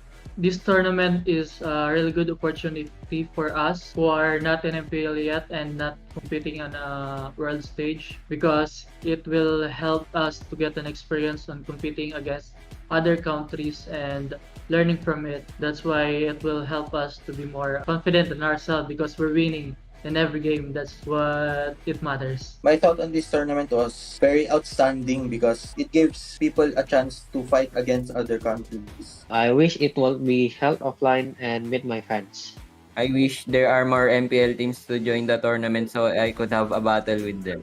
I think SPS will be more competitive. There's gonna be a lot of teams that will join in the tournaments, such as MPL teams, and I hope it will be held offline because I also want to destroy them in a offline tournament. I think SPS MLBB will bloom in the future because this tournament is truly an opportunity to fight other countries, and it was a most exciting journey to be part in this SPS MLBB tournament. Thank you Samsung and SPS for the amazing tournament. I very enjoyed a lot. Thank you Samsung and SPS for this amazing tournament. It truly gives us players some opportunities.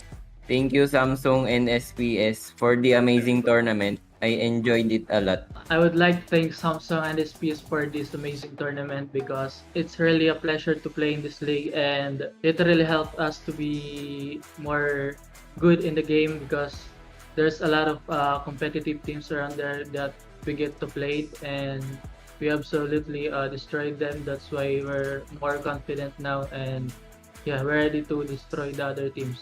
I love you, Samsung.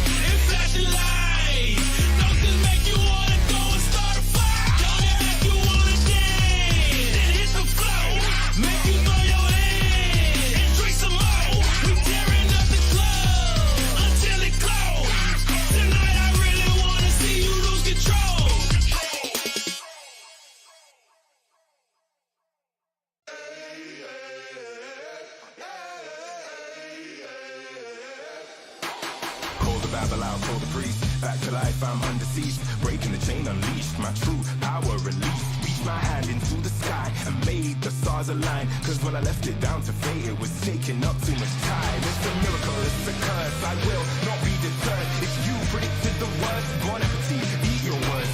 Keep my score, fire the gun. Watch me how I overcome what they said could not be done. I did it, now sing it.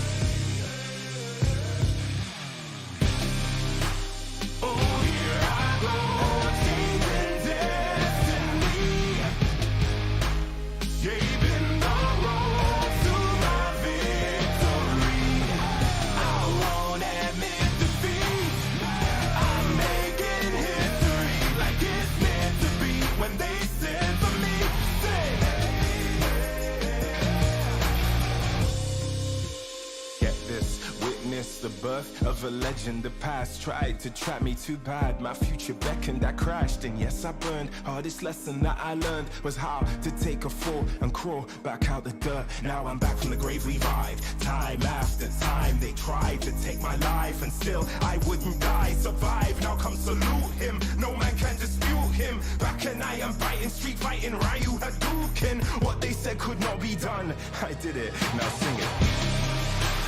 Oh, here I go, changing destiny, saving my road to my victory. I won't admit defeat. I'm making history like it's meant to be. When they said for me, say hey. No man can dispute him. Might as well salute him. What is written isn't done. Watch me how I overcome.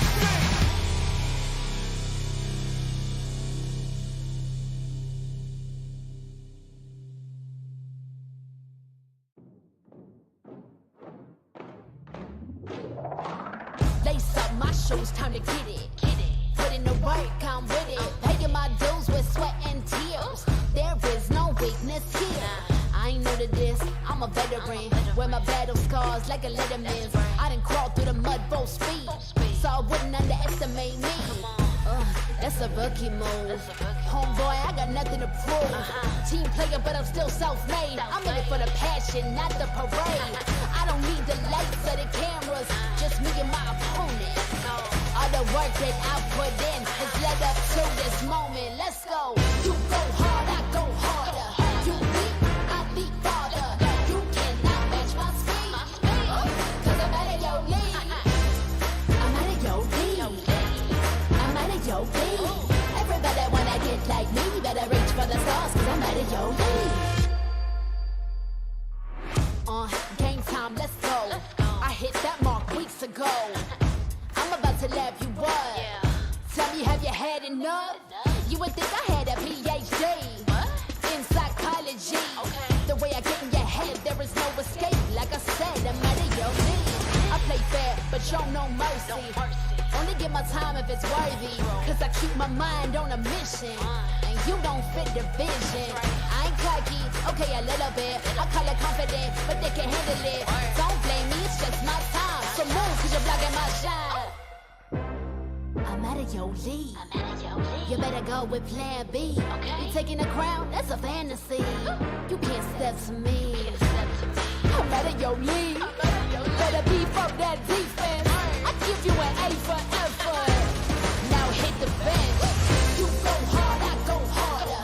You beat, I beat farther. You cannot match my speed, cause I'm out of your league.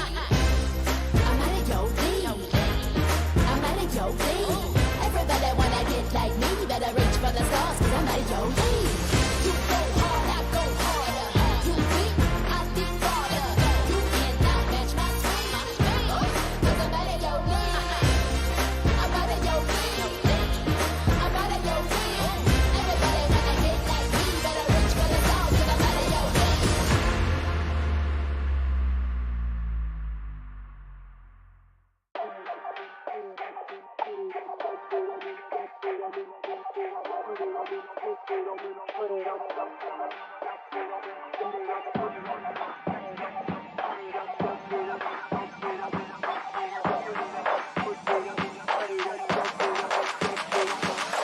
Put it on me, put it on me, put it on, dump it on me, dump it on me, dump it on me, put it on me, put it on, dump it on me, dump it on me, dump it on me, put it on me, put it on me, put it on, dump it on me, dump it on me, dump it on me, put it on me, put it on, dump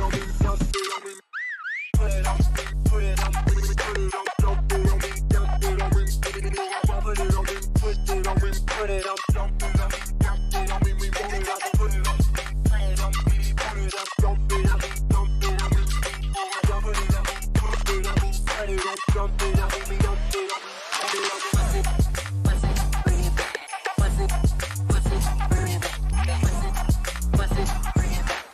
it on me, dump it on me, we want it up, put it on. What's it?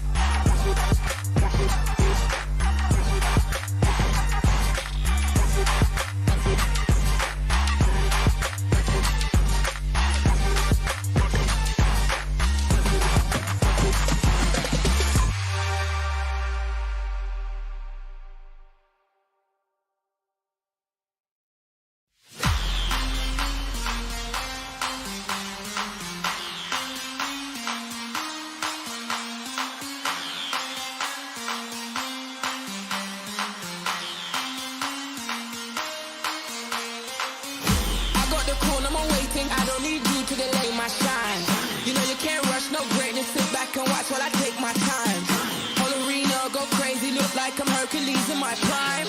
You follow me, dog, and I make it. I pump too much iron in my grind. So long I've waited to take the night. Got no more patience. I think it's time. The man of the year, so the right. I waited all my life and now it's so time.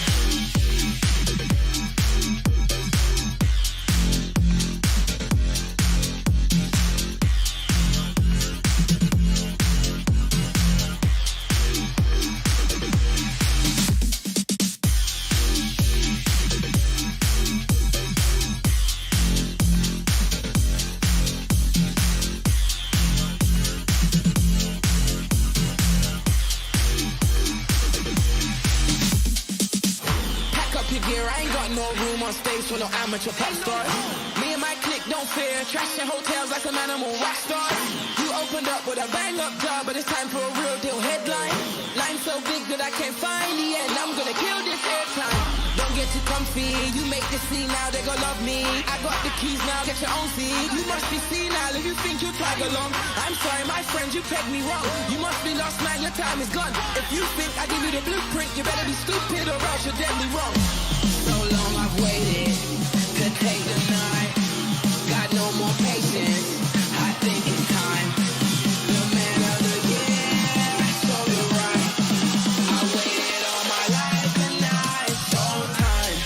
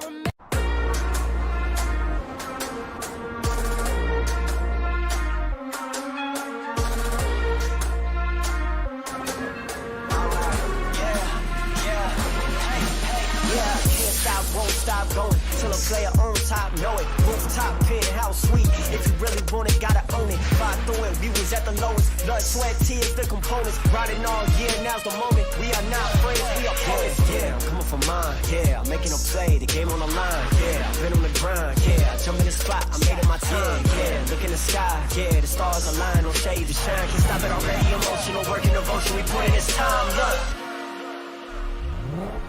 You won't stop my stride. I'll just break your line. I don't tolerate wasted time. You take us down, keep starting.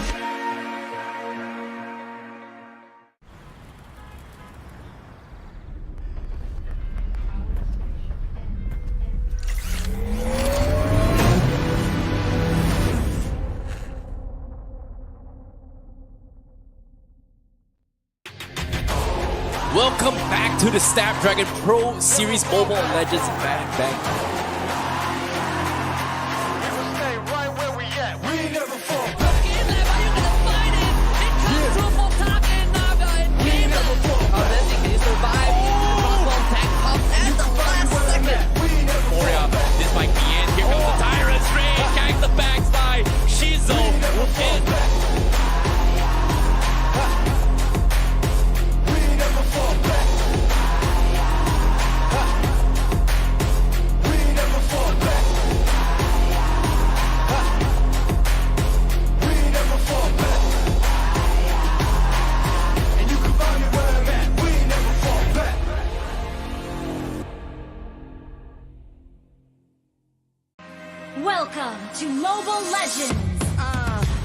was a winner.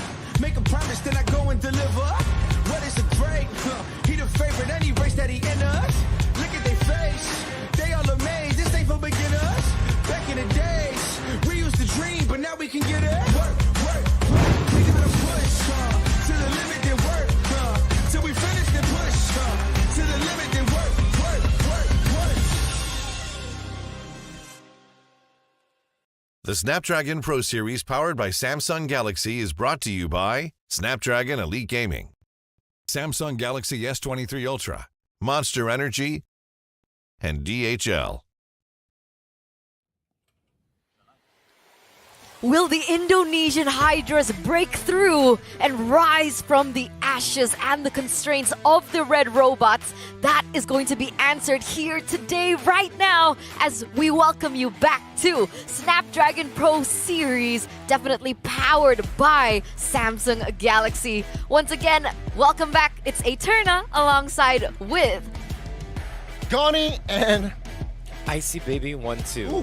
Yeah, we need to work on our synergy for that. I know, right? Yeah, I don't know. I don't blame you, right? After these intense matches that we have witnessed today, we are finally here. We are finally going to see the conclusion between these two Indonesian representatives collide once again.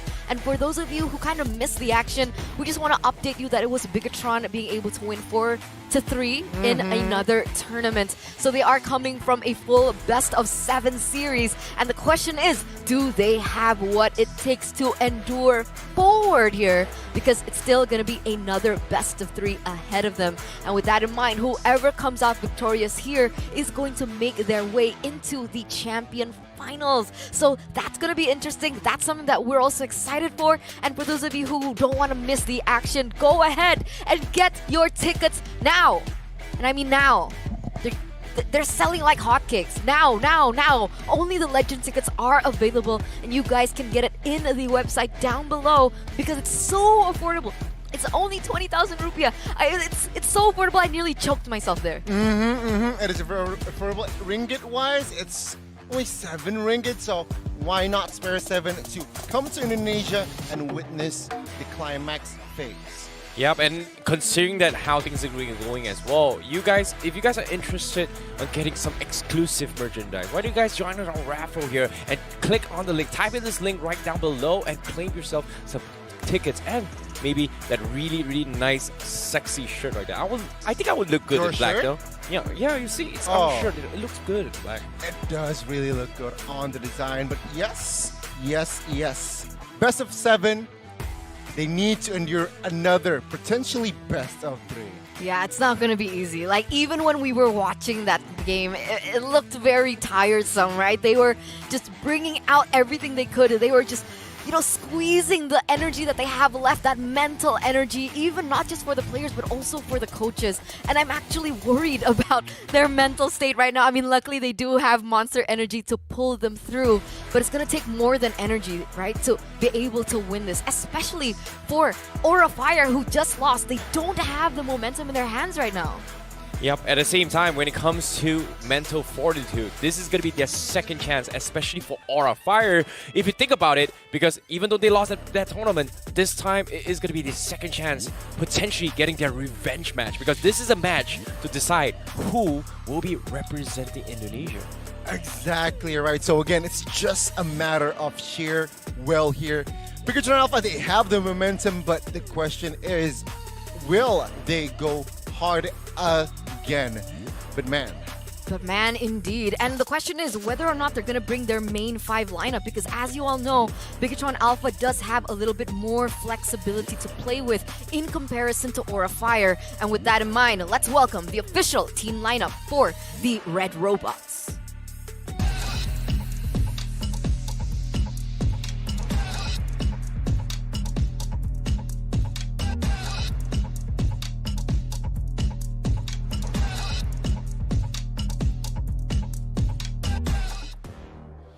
Will it be Key, will it be Vin, or will it be Moreno? And the answer is this. They are going full guns blazing here with Sarizo, Super Ken, Moreno, Saken, and Super Vin. So their most intense lineup. Their most intense lineup, and it's looking scary, right? They just got a dub. It wasn't really pretty, the series. Sure, best of 7, but they mean they took a couple of L's. They need readjusting. And yeah, Bigatron Alpha, I expect them to bring that momentum. Exactly. When it comes to consistency, Bigatron Alpha, can they keep up, considering that, you know, if we count the games that they have totally played here, they have played a full a best of 3 series early today, they have played a best of 7, and now they're going to be playing a best of 3 again. So can they keep up with the consistency? It's something that I'm looking forward to as well. But now let's take a little bit of a recap here on early today on how Bigatron Alpha was able to win against Outer Eagle. They brought in the Valentina coming in from Moreno, as well as I think at times Super Win does play the Kadita as well. So the double mage strategy coming from Bigatron Alpha sometimes can be a surprise factor that that catches Aura Fire off guard. I mean, here's the thing, right? Bigatron Alpha, they're the stronger team on paper if you really compare it to the side of Aura Fire. So if they stay with the same structure, with the same game plan, I guess Bigatron Alpha can definitely take the series not once, but twice. Oh, that would be such a mental block for Aura Fire. I mean, I gotta say, and I think that we need to highlight some of these key players, right? I mean, Moreno has just been such a monster, even from season 11, right? He's been so consistent when given his power heroes like the Valentina. You could see in those replays that he's able to create the momentum and find the space for his team. Engage can, disengage can, support can. He's an all-arounder. He's basically a perfect mid laner up until this point, and it synergizes so well with the team. It glues together so well. Yeah, and on the contrary as well, glue is something that they will possibly be bringing to the table, especially in this game, especially when it comes to Faramis as well, which is a great answer to actually do with heroes with glue. So I feel like there's just so many mix and matches when it comes to the hero choices. Eventually, it all comes down to execution. We can talk about the chess pieces, we can talk about strategy, we can talk about the mind games, but most importantly, execution comes first. Definitely. And to add to that, right? I mean, within this roster, you touched on Moreno. I want to add the new X Factor here, Supervin, rather, right? Supervin coming into the fray. What this guy can bring is leadership and 2, experience, right? That full best of 7 can just be resetted by this one guy, and that is Supervin. Yeah, the experience definitely shows in that best of 7, that the way that they were able to adapt to the gameplay of Aura Fire. And with that in mind, without their main shot caller for Aura Fire, without Facehugger in the lineup, I want to know how that fares, and I want to see their official team lineup as well for this match.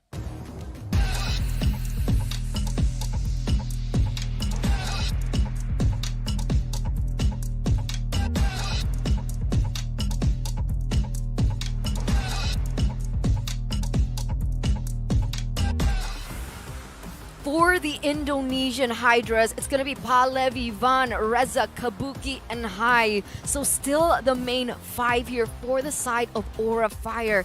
And there's a lot of X factors for the side of Aura Fire as well, right? Because in the series that they played earlier here at SPS, it was Blacklist's game to win.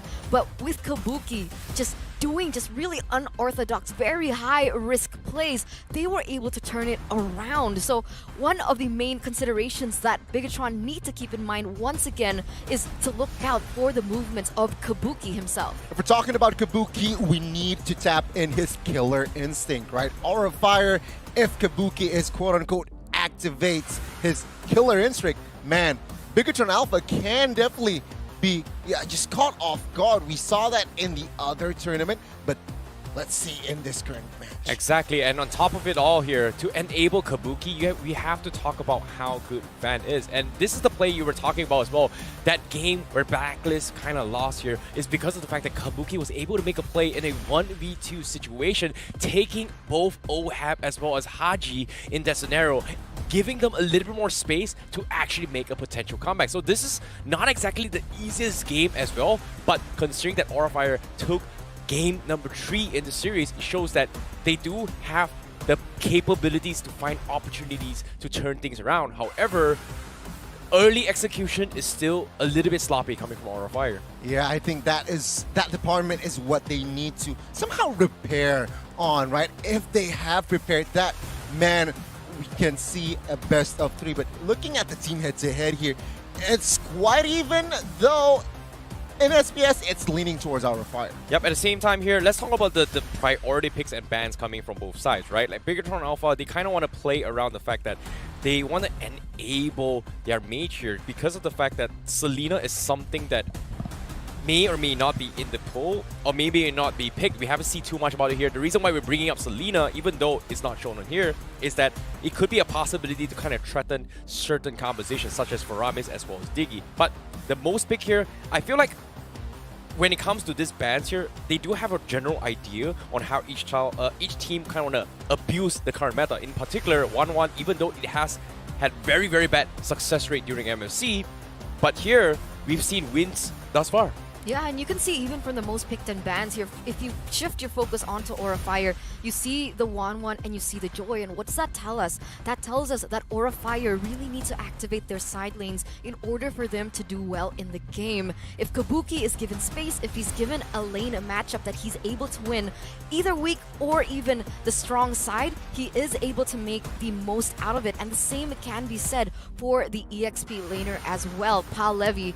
We can't really say who he is, but what we know from him and about him is that he is very strong when it comes down to his execution and performance, and we see that kind of reflected here. A different playstyle with Sorizo for sure, but what are the one things that we can highlight from both of these players? It's very close, right? KDA, KP, DPM, GPM, damage taken per minute.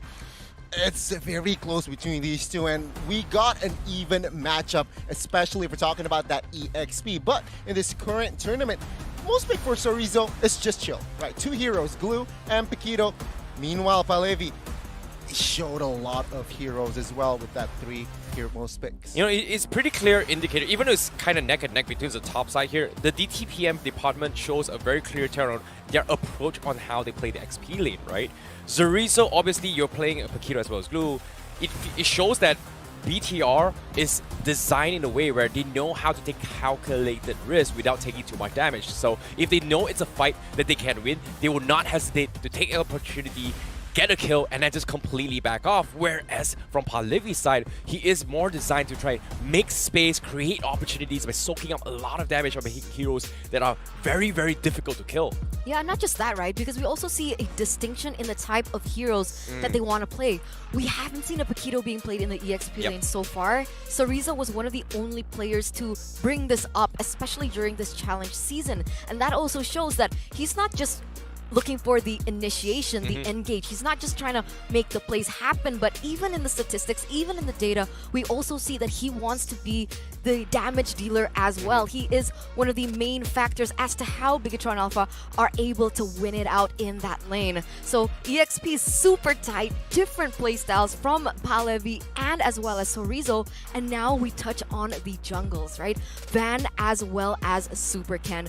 Both of these players, they are young, they are hungry, and they have performed exceptionally well. People even say that both of these players are prodigies in their own right. I agree, right? Such young players, but very high talents. KDA-wise, well, head-to-head-wise, Van in this current tournament has a better statistic. Why? He has been so consistent in playing in that jungler position. Neutral objective take and neutral objective take, and as well as looking for those kills, cheeky picks. This guy is the way to go, but I do not doubt Super Ken can pull the same style. You know, just based on these picks as well here, you know, it's funny because Super Ken, he loves getting kills. He loves playing those kind of assassin kind of play styles here, but in terms of DTPM, Van understands his role very, very well. He knows how to switch between being the frontliner as a tank and oftentimes being the guy that actually threatens the backlines. But most importantly, I feel like Van has demonstrated, I quote from Murko, he is a guy that is just so good at video games because he just doesn't miss. And if you give him a gun and shoot a target, he'll probably hit the target 9 out of 10 times. And to juggle back into what I'm trying to say is that when it comes to retribution battles and contesting objectives, Van is just very, very spot on when it comes to those timings. Yeah, he was in a 1v4 situation, even in the hero tournament as well. We could see that despite Bigatron Alpha holding the lead, setting up better for those Lord dances, Van goes in, picks up that retribution, and then it's GG from there.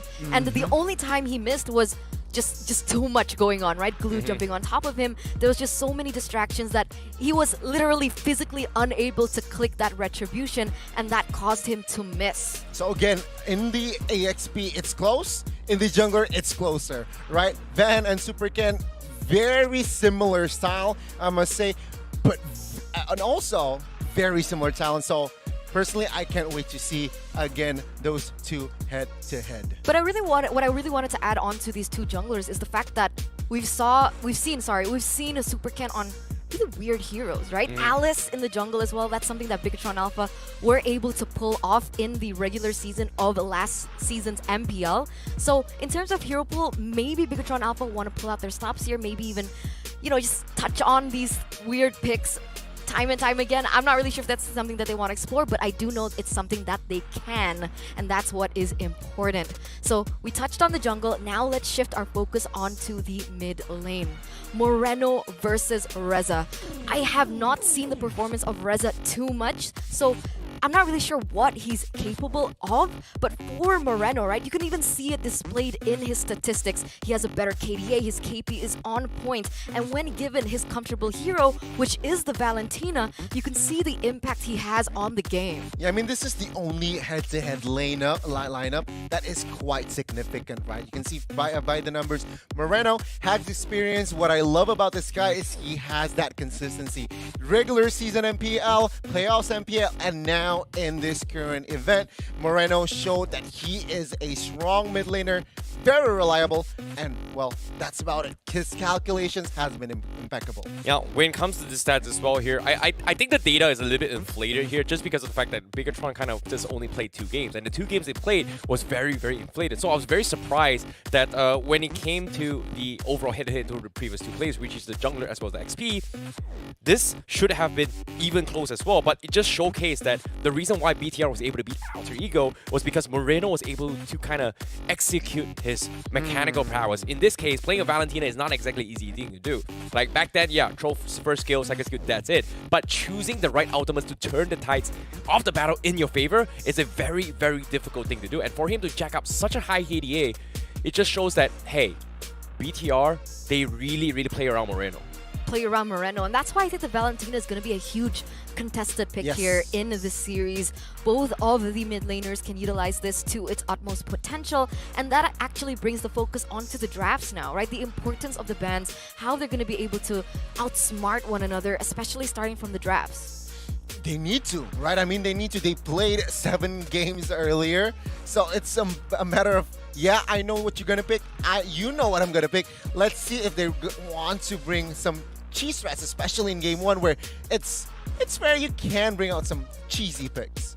No, cheesy picks, it feels like when it comes to comfort picks, it's also going to be a priority, right? Like, obviously, when it comes to playing long games, consistency is going to be key. So, playing those comfort heroes is what makes you excel. However, to win, sometimes you can't just take calculated risk all the single time. You have to take risks to actually gamble. Sometimes 50-50 coin flips is what it takes to win you games. In this case, I feel like from Aura Fireside, they're more risk takers, and sometimes they do leave you mouth kind of open. They give you a jaw-dropping performance and exceed our expectations. And I like that you mentioned that, right? The 50-50 coin flip is exactly what Kabuki did. And now we're going to center our focus onto both of these gold laners. They are insane in their own right? Saken in that best of 7 was able to get the MVP as well in that 7th game. And why? He's always so consistent. He can play the winning side, he can play in the losing side. Whereas for Kabuki, it's more of that surprise factor, that killer instinct that you mentioned earlier. And not just killer instincts, we're talking about hero pools as well. Where Saken, he likes the Melissa, he likes the Claude and 1-1, but if we're talking about Kabuki, he has played the Cho gold laner. So he has depth in that roster. Is it effective? Question mark. Questionable, but you know, maybe if he really wants to play that cheese strat, commit to it, that is a possibility. That is an option for the side of Aura Fire. Long story short, based on this head-to-head here, Kabuki has a very, very big variety of hero pools to choose from. He doesn't mind taking an L to actually try and commit other things here as well.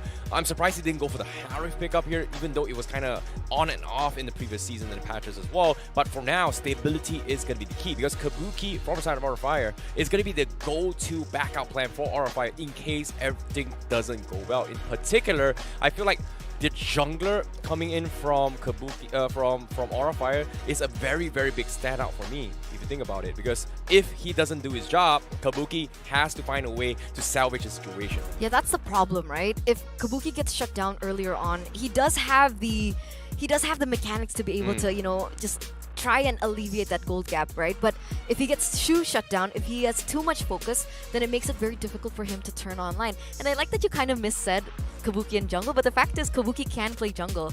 I think 2 seasons ago, we could see that Kabuki would get flexed to the jungle position on the Fanny. So that's where he gets that killer instinct from. The fact that he's able to utilize these really high mechanical heroes and translate that into the gold lane really shows the way and the playstyle that he has. Yeah, I mean, I feel like in general, Aura Fire is such a proactive team, right? Meanwhile, Bigatron, they're more programmed, more structured. So this clash of style, yet again, we are definitely going to see. But that's also why they like to make that gumbo plays, because their proactiveness, sometimes it pays off. Some certain situations it does not. Yep. At the same time, what if could ifs here, but now let's talk a little bit more on both high as well as super mid, because personally I'm a big fan of what they have installed here. Because if you think about roamers, right, we always think about, oh, the fronty beefy tanks just standing up soaking up damage, but guess what? Not every tanks in the world can play multi-roles. In this case, high and super mid are really, really good highlights to talk about, because they don't just play the fronty beefy tanks, they also play mages as a roamer. They also play important, crucial ones to find kill opportunities, which is pretty much Kadita, Selena, Paramis, as well as Novari are great heroes that can be flexed into that role, and not many tank main players can play those heroes. And I gotta add on to that, right? Other than the fact of their hero pool, other than the fact of their versatility and the flexibility, we gotta give hands to Supervin, right? Supervin not only is mechanically gifted up until this point, he proved me wrong, honestly, coming into this tournament, but he also has the brains. The macro sense is what makes him important. That leadership role that Bigatron Alpha, the young Bigatron Alpha, really needed. And it's so great that he was able to fill in that role, being able to be that big brother of the team. Whereas High, he's more of a follower. And that's what I was worried about for Aura Fire. That's why in their game against Blacklist, I was like, you know, I don't know if Aura Fire can do it, because the big brother at the time was Facehugger, right? Facehugger not only was head of shot calling, he was also head of the drafts as well. And that brings me to the next point, right? The coaches showdown. Aura Fire are against the mad scientist himself, right? Coach Aldo, the architect is what we used to call him in the Indonesian MPL. And we see that in the drafts. Oh man, I'm scared. I'm scared for Aura Fire once again. I understand that you're nervous here, but it seems like you doubted your Aura Fire team once again. What's going on? That. I mean, we saw that. Like, Aura Fire and Bigatron, they've met up multiple times, right? I smell Bigatron condescending. No. Contradicting. Why? Why am I contradicting? I thought you were like Aura Fire your heart fangirl. can say something and your brain says otherwise, and that's what it means to be a professional caster. Fair enough. But then again, here I feel like I stick to my Aura Fire roots. Well, not roots, but I just love Aura Fire in this tournament. So let's talk about the drafts now. It's already deep in that first phase where it's Arlott first pick, Valentina and Lancelot. Yeah, they met each other 7 games today, so they know what will happen. And now, seeing how the drafts are here, very quick openings coming from BTR right from the get-go here. Immediately, Arlott, Farsa, as well as the Beatrix being the opener here coming from Bigatron. But from the side of Aura Fire, they open up with the Lancelot as well as the Valentina. So I'm curious to see what is going through their mind. But because these are very quick picks coming from both sides, it feels like they have a very, very good read on what they want to do in terms of game strategy and game plan. So I'm surprised that this is happening, but I like the Valentina from the side of Aura Fire because of the fact that Moreno has more options to work with by taking advantage of the IMU. I mean, they've met each other for like 7 times Yep. in a row already. So I think they kind of know each other now at this point, right? And that's why the bans and the picks are coming through really, really quick. And they're sniffing out these heroes that Van could potentially use in that jungle position. And so the Hayabusa... Wait, this is wrong. I think... Oh. Right? I think Aura Fire is supposed to be on the first pick, Bigatron on the second.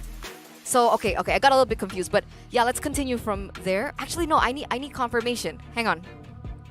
But yeah, I mean, looking at the composition right now, it's the Melissa here is 88% win rate, so very prio and very reliable, and that is why also Bigatron here, they will commit to that Melissa in that position. Just to confirm, the logos are just wrong. So it's still Aura Fire first pick and then Bigatron second pick. There you go. Yep. At the same time here, I like how Bigatron is just respecting on how Wen is just so mechanically gifted when it comes to contesting objectives, right? Heroes that can actually do that are heroes like the Fredrin as well as Hayabusa and Martis. These are 3 very, very strong heroes that Van can potentially pick. However, now, when it comes to dishing a lot of damage and then threatening the Lord with the Retribution battle here, I think earlier today we did see the Balmon pick up. I don't think I've seen Van kind of play it, but this might be putting Aura Fire in a spot where, hey Van, what else can you do? Can you play not just the Fredrin? Can you just not play the Hayabusa as well? Can you play something else beside these 3 heroes?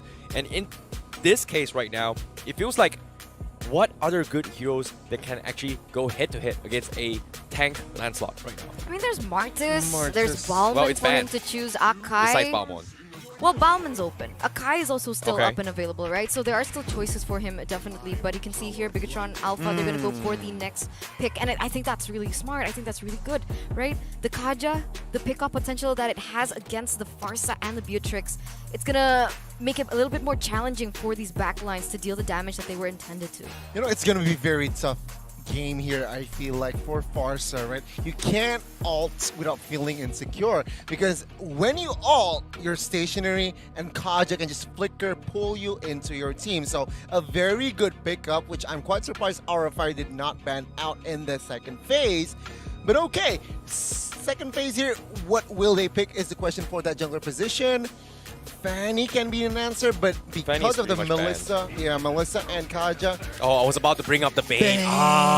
We did see a lot of Bane today here as well. You know, I was very skeptical about the Bane pickup just because of that it doesn't dish out a lot of damage early game here. I was still riding afraid like, oh, it's just a meat shield. But sustainability is going to be key. But guess what? Bigatron, they bring in the Masha as an XP lane to contest against the Arlott. Yeah, now if I was Beatrix, I'd be like shaking, right? Because not only does it answer the Arlott in lane, oh no, this is gonna be an Arlott roam. So it's Lapu Lapu in the EXP lane. So very interesting matchup. We don't see this too often. This is like, if I close my eyes, I didn't see anyone, I'd be like, okay, that's an Onyx draft. Yeah, right? Boots has been the only one to play it in this meta. True, you're right. They're trying to replicate that success, and seems like, and not just the Beatrix, the Farsa can sweat in that game, right, with the Masha presence. So again, a good addition to add dimensional. Yep, to be honest, I like the draft as well. Masha seems very convincing BTR for me.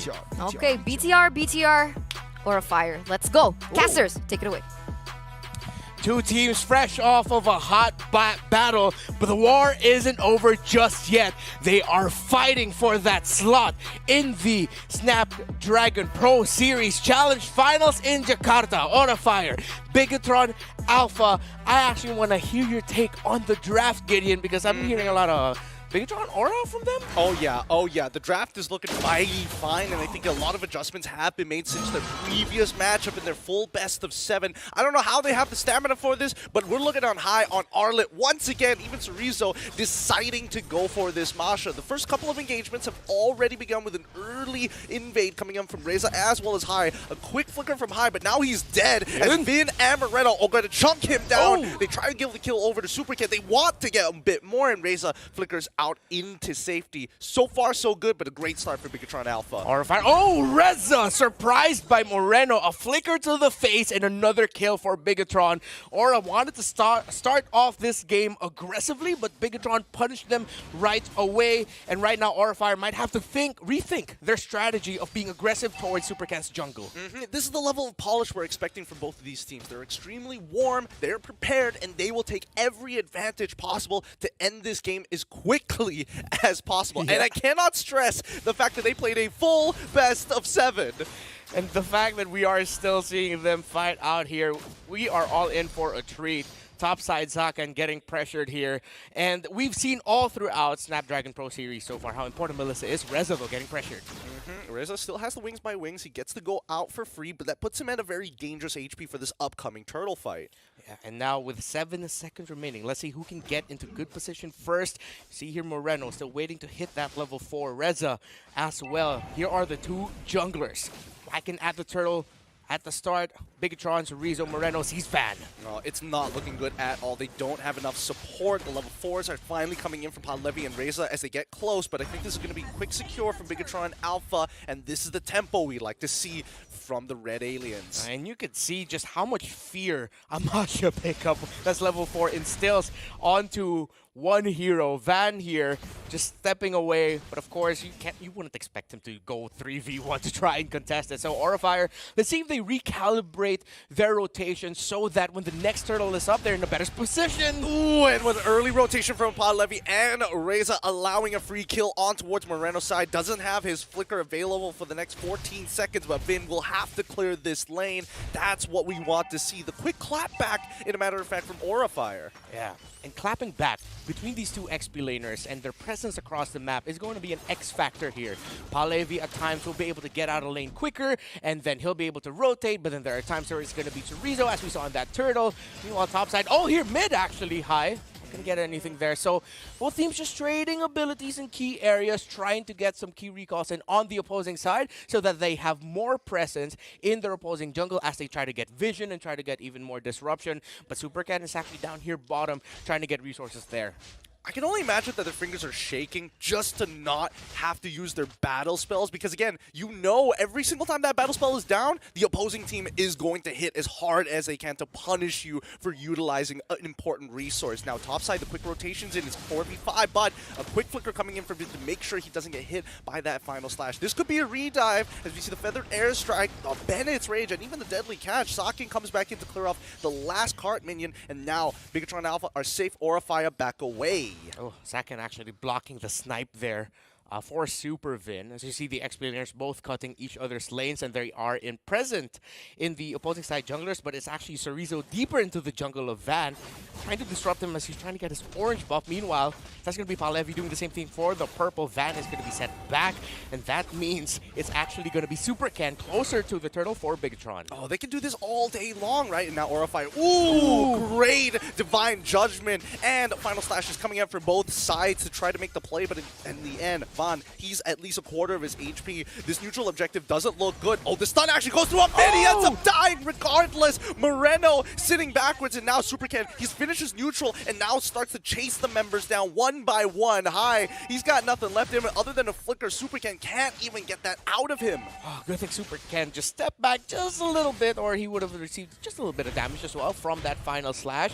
But we're seeing here the stories of two junglers, both of them being invaded, both of them constantly getting pressured. And I think that's going to be the trade all throughout so far. Who's going to be able to get into position first? Who's getting disrupted more? So XP laners have been doing their jobs with differing effects, but that is the trade to expect. Now, next up, though, let's look at the roamers here. You have, of course, a Arlot roaming for Aura Fire, but the strong pick-off of the Kadita paired with Kaja, rather, paired with the Valentina, might be detrimental for the health of Aura Fire. What is that game sense coming out from Super Vin, right? The last second, lightning bombs away from the final slash. Topside rotations have been made. Palevi, he feels like he has to use his ultimate just to clear this wave. It sucks because Masha, there's just too many health bars to deal with. Yeah, and because of that, it's going to be Chorizo going to be able to get topside turret. Meanwhile, bottom side Aura, will they commit a play here?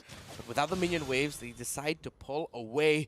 And now you see here, actually, yeah, coming from 7 games, figures are hot, but Supercan. He should be able to secure this kill with the final, with the Phantom execution. Even going to go for the invade, seeing that he's 2 levels ahead of Vaughn. This should be a free steal for him. Does he have retribution? Yes, he does. But still, Vaughn is able to secure it. Supercan doesn't mind. He knows he doesn't have retribution. He can technically go mid-wave and back into the purple, while bottom side tier 1 will fall. Okay, so Bigatron Alpha have been setting things up for Saken really well. The position of Moreno and Vin, they just really wanted to secure that tower. Van, again, I believe he was able to secure that. The health was actually on him after that Scale Lizard pick. And they find the Divine Judgment once again. Feathered Airstrike to follow up to look for a trade. Doesn't get anything. And so far, I feel like Aura Fire are on the back foot, but not by that much, right? That 2.5 doesn't feel as far as we would like to imagine it to be. They pull the turtle. Key ultimates down still for Aura Fire. Feathered Airstrike not there yet for Reza. Moreno doesn't have his IMU. Oh, the final slash is looking good, but nobody else is there to follow up, and Moreno finds a final slash of his own. They're going to take him out, and again, the staggering here from Bigatron Alpha. They are riding off of their previous victories' momentum.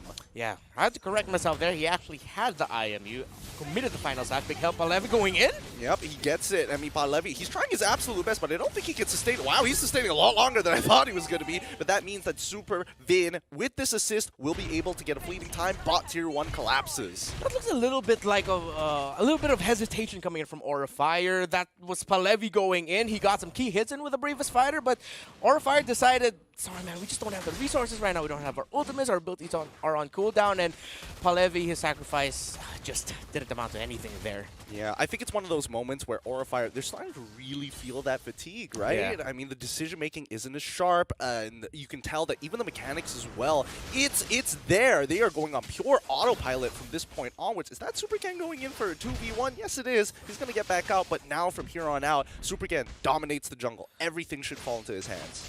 Borax Thunderbelt on him. He's still diving. No, right? He should be okay. I mean, wait a minute. A majority of the members of Aura Fire are already here. They finally find an opportunity to punish Supercan, but there's just not enough damage onto Rez's side. Cerezo opens up the map, and Moreno very close with that final slash. Doesn't have that flicker, but look at Socket. Again, tier 2. Like, the macro from Bigatron Alpha is still crisp. Yeah, and Aura Fire, it seems like they're overreacting to what Bigatron Alpha are trying to do all around the map, and they're not reacting enough to the split pushing of Saken. 6,500, almost there in his gold. Oh, hi! He finds it after a failed attempt. Supervin now out of position, gets hit by at least the apathy. And now even the mid-tier, wow, they are holding that mid-tier 1 up strong. Aura Fire, despite it being in fatigue, their defenses, at least they know the priorities in terms of what structures are more important than others. Yeah, they've suffered already in the bottom lane. If they lose that first tier mid-tower, it's not going to be good news for them. That's just going to be more pressure, even more so from Bigatron Alpha. They wouldn't hesitate going to their jungle. And now with the Lord up, both mid-towers still up. But the presence of this Masha means that a marksman has to respond to this.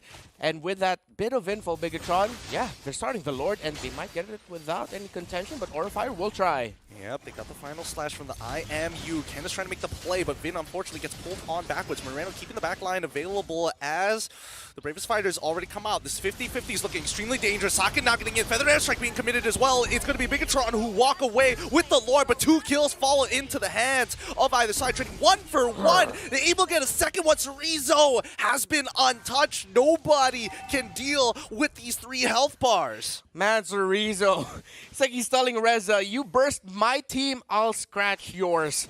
And little by little, that sent back the members of Aura Fire, Palevi, and High down. And now this mid tower is going to go down. Reza might also as well. Will he? Wings by wings to just sidestep and even the feathered airstrike. Wow, okay, great micro being showed off there by Reza. That's what we call movement. Movement. You like that? I You like that. It's got a bit of groove to it because you like gotta the have that movement. groove if you're putting that fancy footwork. Well, in this case, it's gonna be the wings. But now we see the first Lord of the game starting to crash down. The empowered minions are great, but they're not going to be able to at least translate this into an inhibitor turret. You see here now, Bigatron, all of their small decisions paying off big for their final slash. Oh no, Vin! He ends up failing the attempt on that Divine Judgment Flicker as he gets punished right back with the help of High's final slash. That's so unfortunate. Big resources being expanded as well. Just couldn't lasso in time there. And a great final slash to make sure that they secure their Omer. So now Orifire has a bit more confidence moving forward, but the damage from Moreno is going to set mlbb back. The snowball is starting, right? Feather Airstrike once again being casted, forcing Moreno out. It's going to be mlbb who secures the kill in that backline as High continues to slow them down. Deadly catch to try and disengage, but it's too late. mlbb's down. Reza is down. A 2-for-1 trade in favor of Bigatron. They got a kill, but at this point with the lead of Bigatron Alpha, it's almost a sure thing that every time Orifire will try to attempt getting a kill, maybe two, Bigatron's going to get something back. Saken able to free hit. You see the damage already coming out of this Melissa. Orifire, my question is, are they going to try? Oh, they will, but Super Vin. It still clips him right at the end. I thought he walked out of it, but no, Super Ken looking to punish onto Aura's High. He doesn't lose his immortality, but he does lose a flicker. Wow, that looked really jank. Orifire telling Super Vin, only cool guys can walk away from explosion. Super Vin, it doesn't seem like you're a cool guy. Right at the edge. It feels like we've been seeing that more often here, especially in Snapdragon Pro Series. Just when you thought you're out of the range, I don't know, maybe that's just how bombs work in the Land of Dawn. They have just a little bit more oomph to them, right at the edges. It feels like a hidden Novaria at some points, right? Yeah. And now, Cerezo, again, he looks at this 2v1, scoffs at it. I'm a higher level than High. I don't have to worry about it. Kabuki, if you commit to me, it's going to be an instant chase down. Now, the rest of the team for Bigatron Alpha, right? It's all about posturing. Thunderclap from the Masha. We haven't seen a massive one just yet from Cerezo, but if Orifire don't watch their positioning, especially if they want to contest the major objectives, this Lord, question is, will they actually do that? 7,000 is the gold lead right now of Bigatron Alpha. At this point, Orifire are just going to try to find little crumbs here and there. Yeah, how long are these crumbs going to be, though? The bottom side, Cerezo's getting attacked, and so far, if we look at his build, right, it's going to be Sky Guardian's helmet, Corrosive Scythe, and as well as the pants. Not to mention, he's got the Thunder Belt. I was expecting to see Cerezo actually go for the second Guardian's helmet there, just for that big one-shot. Yeah, I thought so too, but it seems like he's thinking differently here. Wants a little bit more slows to be dished out by his scratches as well. And then pair that up with a Thunderbelt basic attack 2 damage you can get after using an ability or after not